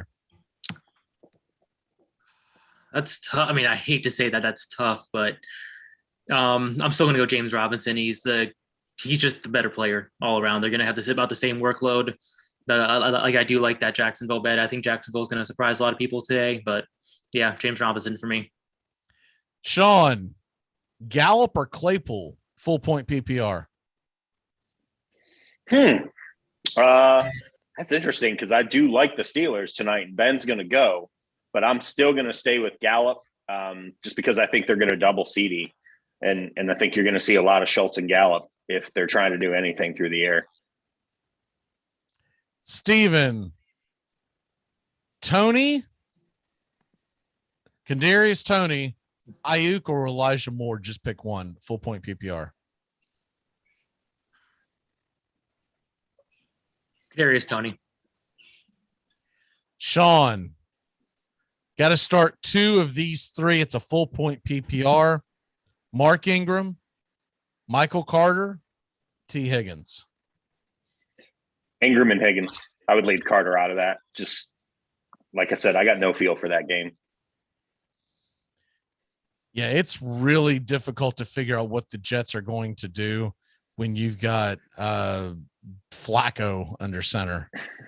And what we're going to see out of the Dolphins, because it's just, I just everything seems to be underneath and hard for them offensively. I don't like anything about that game. I feel like the Jets are going to be throwing a lot of 3-yard slant patterns and running it into the line. And I don't know why the Dolphins would even respect Flacco. I think they would put everything up on the line. I'd be shocked if they don't do. Okay, here we go. 3 of these, 1, 2, 3, 4. 3 of these 5 in a half-point PPR. It's a 2-part question. So, Steven, I'm going to give you the first, and then Sean, I'll give you the second. 3 of these 5, Adams, Deebo Samuel, Waller, Kittle, and McLaurin.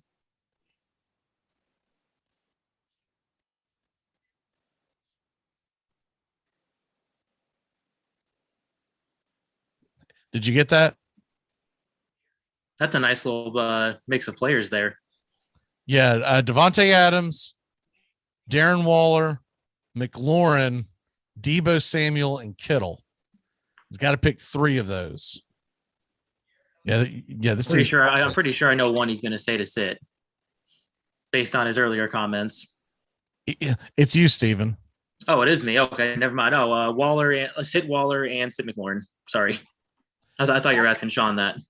See, I thought I had to look over to the side because I thought your screen had frozen or something. I was like, what's going on over here? I thought you were asking Sean. Okay, so you're going with who again? Sorry. Sid McLaurin, Sid Waller. Okay. So you're going with Waller, Debo, and Adams. Gotcha. No, Adam. No. Which three are you starting? Name the 5 again. Adams, Debo, McLaurin, Waller, and Kittle. Adams, Debo, Kittle. Yeah. Adams, Debo, Kittle. Gotcha. And then Sean, 2 of these 5, Najee, Swift, Wilson Jr., Carter, and I'm assuming this is Emmanuel Sanders. Just because of how much they touch the ball in their offenses, I'm going to say Najee and Swift. Okay. Yeah, I would lean with that too, especially if it's going to be ranked. Look, the one thing about Swift, and you may not like the quarterback situation, is they're going to have no other choice but to lean pretty heavily on him. He might get 20 touches today. All right, next one is half-point PPR, and this is for a tight end, and it's Ertz or Cole Kmet. Steven. I actually like both today, but I'm gonna go Cole Kmet actually. I like the matchup against the Baltimore defense, and I mean, from what I've been seeing, I get like obviously if Kylo doesn't play, but Colt McCoy's questionable as well, and yeah, that could just be ugly all around. And then Sean, pick one: Tony, Galladay, or T.Y. Hilton. That seems a pretty obvious Tony grab. Galladay's I drafted Galladay in 2 leagues and I dropped him. He's the bust of the decade so far in fantasy. And Hilton's just, it's not 2016. He's not TY anymore. Steven, are you liking Cleveland or the Miami D today? Cleveland. Sean, Devontae Freeman or Jeff Wilson Jr.? That's Devontae Freeman, Baltimore, not Deonta Foreman, Tennessee, right? Because Correct. people have been getting that wrong this week. Okay, just checking. At least that's what he wrote. He wrote in Freeman. Right. I've just seen 2 other people call Foreman Freeman this week. That's Jeff Wilson Jr.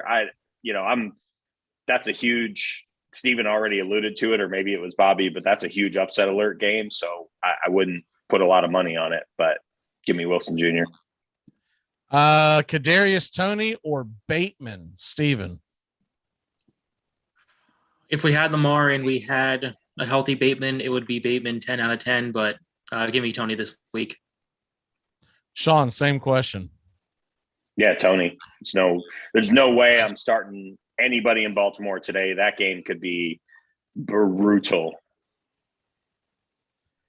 All right, give me 1 second. I'm trying to put something up here.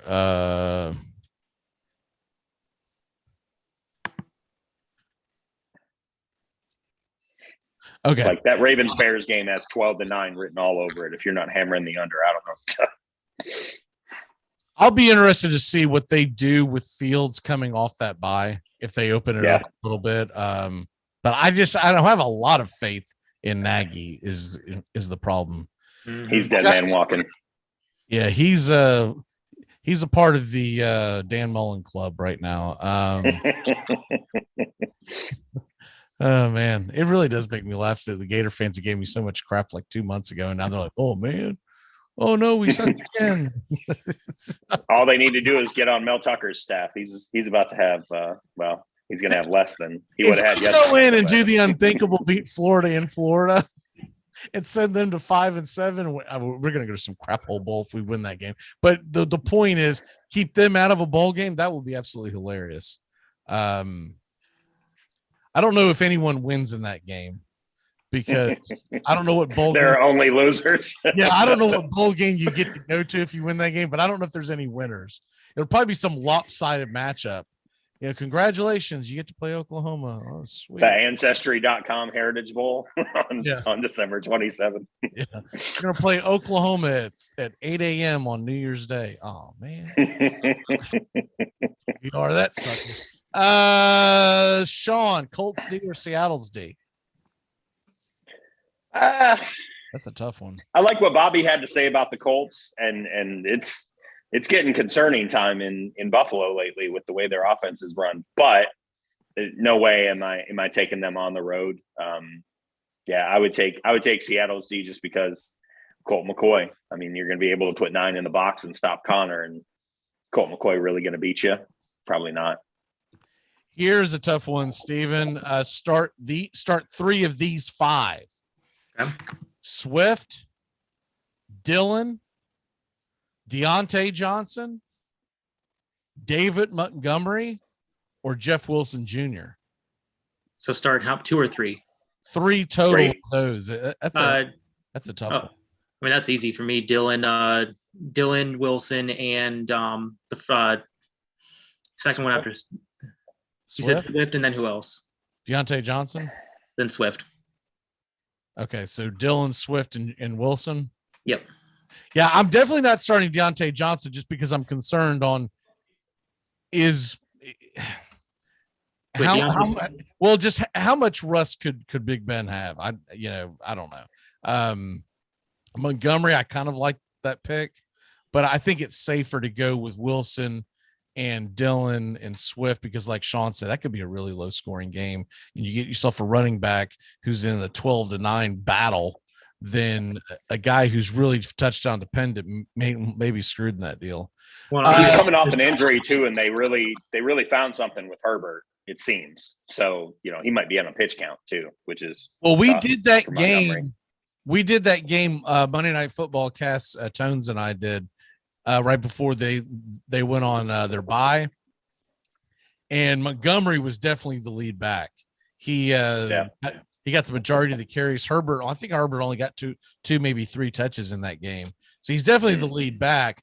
But it's set up for Montgomery to have a good day. I'm just a little concerned with, once again, it's the Charles Nagy thing all over again. The thing, like one thing I will say about Swift though, I mean, like there's Tim Boyle, there's the rain and the wind, but he's just like his value comes from PPR and just catches. And this is a perfect game script for, like we saw with Najee Harris when Deontay Johnson was out. He would have got 20 targets or something. Right. I could easily see 10 plus, maybe even 15 for Swift today.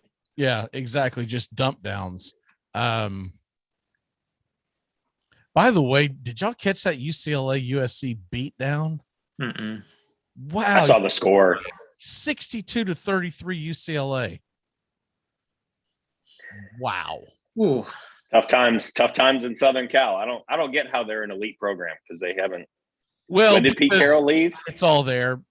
It's all there because all you have to do is get the right guy in there. It's just like when people used to doubt whether or not Alabama was still an elite program back in the early 2000s. You just have to get the right guy in there. You get the right guy in there, and the rest is history because they put the money. Go ahead. No, I was just gonna say we've had this conversation. It's just like at Michigan, you hire enough wrong guys in a row, and you're no longer an elite program. Would be my concern because they're on a couple of wrong guys in a row. First of all, they're in a state that is always atop the board with the best football prospects in the country because, I mean, what is there, 40 million people that live in that state and they can play year round. And then also you're in the Pac-12, so you don't have to put together a monster to win that conference. And then also they put money into that. They put big time money into that football program. So the facilities are through the chart. And then now with these, what's it called? the NIL deals. What kid doesn't want to be in Los Angeles with the chance of an NIL deal? I mean, you could be in movies, you could be in all kinds of things. Right now, they're in the cellar. Turn it around. I do think that they need to put a big name in there, though. You can't go in with another Clay Helton type. You've got to go out there and get a big name. Mm-hmm. Over under on it being Urban. It's got to be minus 250 that it's going to be Urban. I would think so, but then again, I don't know if they want to put up with the nonsense. I mean, the one thing that Urban brings, he normally brings wins, but man, he also brings a bad stain on your program like the moment he walks in the door. I don't remember whose turn it is. Steven, Smith or Waddle? Which Smith? I'm assuming that Vonta. Yeah, that's what I'm assuming. I'm going to go Waddle, but I really like both this week. I think we could see big games out of both of them, kind of going off what Tone said about the rookie receivers. Sean, you going Jeff Wilson, Miles Sanders, or the aforementioned Foreman? You know what? I'm going to zag a little bit. I really like what I've seen out of Deonta Foreman. I understand the concerns about him being taken off the field when they're inside the 10.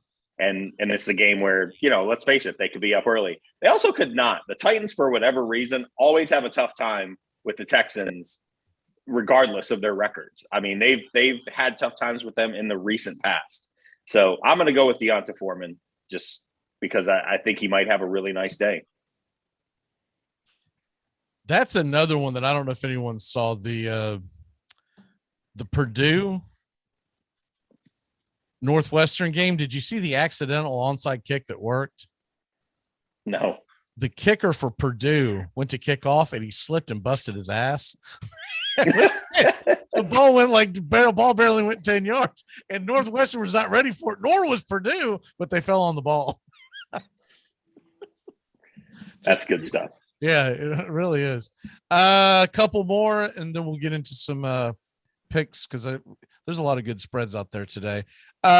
Steven, Latavius Murray or Emmanuel Sanders? Emmanuel Sanders. Sean, Gaskin or Gallup? There's some intrigue on Gaskin, but I'm going to say Gallup. Steven, Tannehill or Fields? Yeah. I'm ballsy. I'm going to go Justin Fields. Like from what I've seen, the weather for that Tennessee game is nasty today. And I just think it's going to be – I don't think they're going to ask Tannehill to do too much. Oof. Charles Nagy. Goodwin or Devontae Smith, Sean? What? Okay. Goodwin, I heard the question. I just had to think of it. Yeah, Goodwin, not Godwin. Like the Bears? Yeah, no, I heard the question. It just took me a second to process it. That's Devontae Smith, 108 times out of 100. Hey, I don't type them. I just read them. Hypothetically, Godwin or Devontae Smith. Okay. Still Devontae Smith.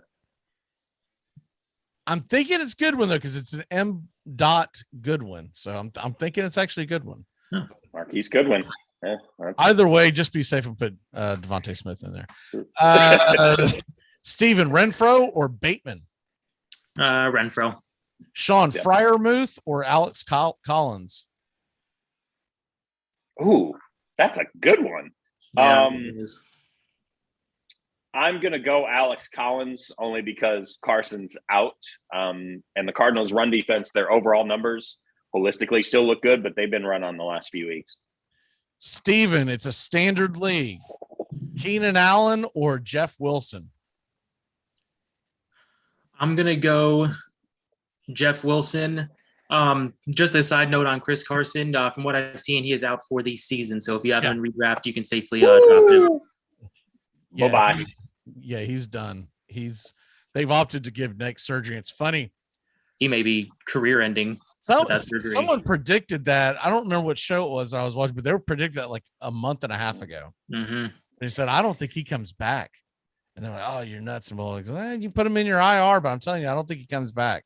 And sure enough, hopefully it's not career end. For sure. Sean, they're wanting to know who to flex, and you can only pick one.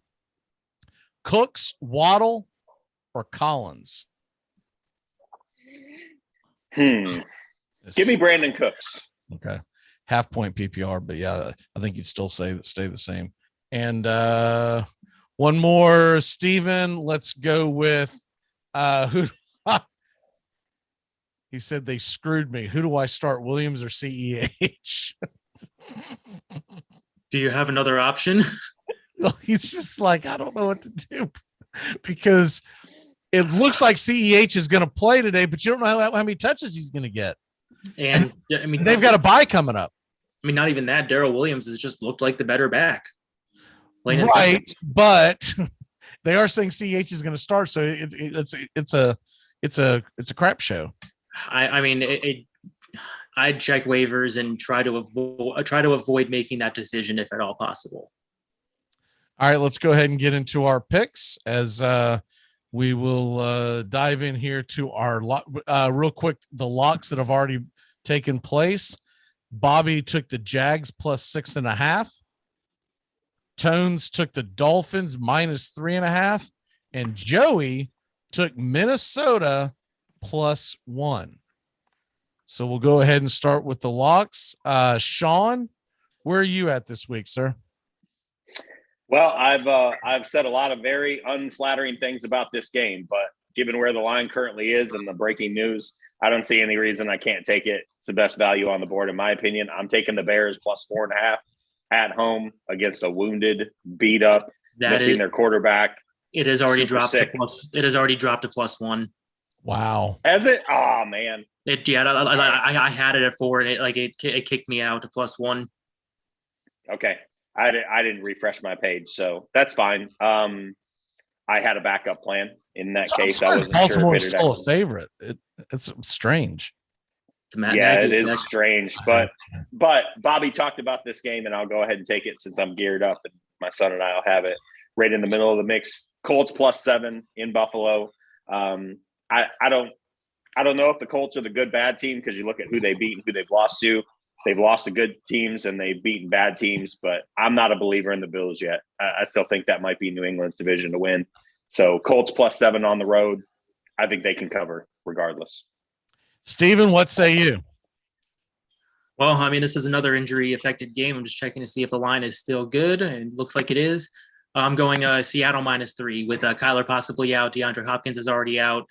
Them going into the bye, I think they're just going to try to – I'm not going to say they're not going to try to win, but this is like Russell Wilson's second game back. They get to go at home and possibly facing the third string quarterback on that team. I don't see any way how Seattle doesn't win the game and cover by at least a touchdown. All right. So a couple of the ones that I liked are off the board, but that's okay. I'll have to adjust real quick. I'm going to go with, see what we have here on this one line. You know what? The heck with it. I've been talking about it all week. I'll just go ahead and roll the dice. I'm going to take the Cowboys plus the 2.5. I think the Dallas Cowboys win this game outright, and I like having the 2.5 in my pocket. Really like the over-under as well, but I'll just keep it easy and take the Cowboys plus 2.5. That game is a 4:25 kickoff, by the way. The game of the day to me. Oh, yeah. Steven, what is your one big thing? One big thing, we got Cam Newton back in the NFL, and he gets to get his first home start back in Carolina against his former coach, Ron Rivera. I think Carolina is going to come back and blow out Washington. We've seen their defense kind of crumble. Chase Young is out for the season. I think this is a get-right spot for Carolina, and I think they could really make somewhat of a wild card run. They started the season hot. They've got the defense. They got McCaffrey back now. I think we're going to see a huge day out of them. Sean, what's your one big thing? My one big thing is a game that's definitely going to be in my 4-game mix this morning. Packers at Vikings. I don't get this line at all. I think the Packers are leaps and bounds better than the Vikings. And I think people are convincing themselves because the Vikings should have 2 more wins than they have because they've lost games in the last 2 minutes of the fourth quarter, that this is closer than it's going to be. I think Aaron Rodgers is going to go in there and do some grisly things to a defense that's been thrown all over this year. And A.J. Dillon's equally he's not Aaron Jones, but he's 85% of Aaron Jones. I think Packers are going to go in there and blow them out of the water. So this was almost my lock, but I usually try to take a day game. I usually try to stay away from night games. My one big thing today is Mike Tomlin and the Steelers. They are 43-26 when a road dog of 3 points or more. 43-26. That is the best number in the league. So I believe the Steelers could win the game outright, but that's a good late get to grab. I don't understand why they're that big of an underdog. I guess because they're the road team, but it's not like the Chargers are setting the world on fire. Also, Florida State women's soccer team. I'll be locked into that 2:00 during the playoffs are going on. I think this is to get to the Elite Eight. I believe that's where we're at in it. And the biggest shootout, I think, is going to actually be Cincinnati versus Vegas. So there you have that. I was just about to say, I'm loving the over. It's 50.5. That seems like it's going to smash. It's only 50.5. Yep. Wow. Okay. For reference, Dallas and KC is 55.5. Yeah. Which one's the bigger score? What do you mean? Between the Bengals and Raiders, or Bengals and Raiders, or Cowboys and Chiefs? Which one do you think ends up with the higher total? I'm gonna go Bengals and Raiders. I think so too. I think it's gonna be one of those games. See, everyone nationally is gonna get the Cowboys game, but I think we're gonna be constantly looking at the red zone. Go, would you flip it back over the freaking? Would you quit showing us the game we already get locally? I just say, there's so many Sundays have passed where I'm just like, why did you do that, Bengals? Why did you do that, Raiders? And it's just, I just big play after big play. I can see it already. Once again, the NFL screws us by only giving us 3 afternoon games. I mean, really? Yeah. Over and over and over. What if Cowboys Chiefs turns into a crap show? One team's blowing the other one out, and Bengals and Raiders isn't as fun as we think it's going to be. So then you're going to be at the red zone staring at the Cardinals versus the Seahawks. And we all know if Seattle gets a lead, they're just going to start running the ball. It is hard to believe that Seattle's 3-6 on the year. Yeah. All right, guys. Hard to believe. Great job. Steven, are you here next Sunday? I'll be back in town, yes. Sean, are you here next Sunday?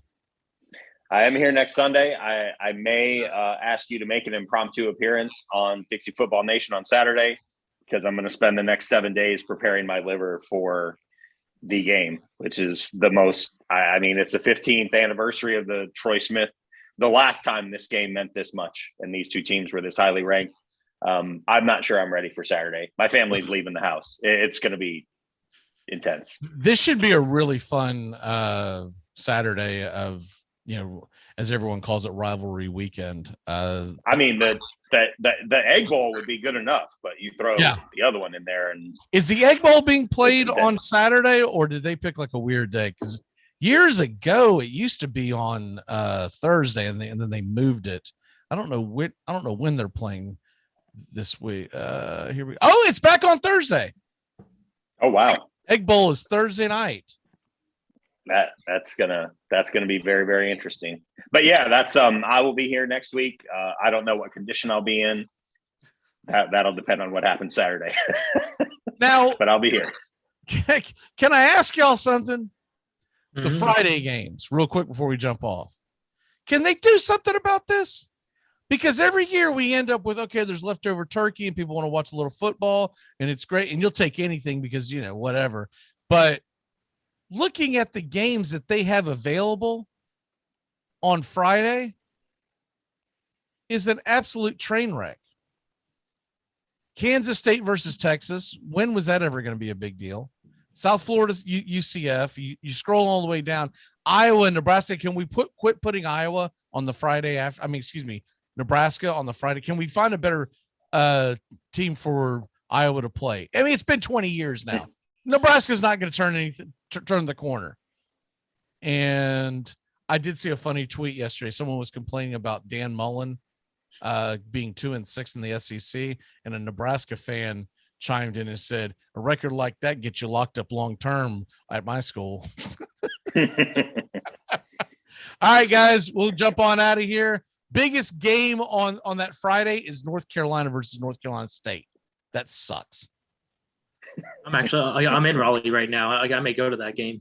I would watch it, but that sucks for that to be the big game. I mean, let's talk you into TCU, Iowa State. All right, we'll see you.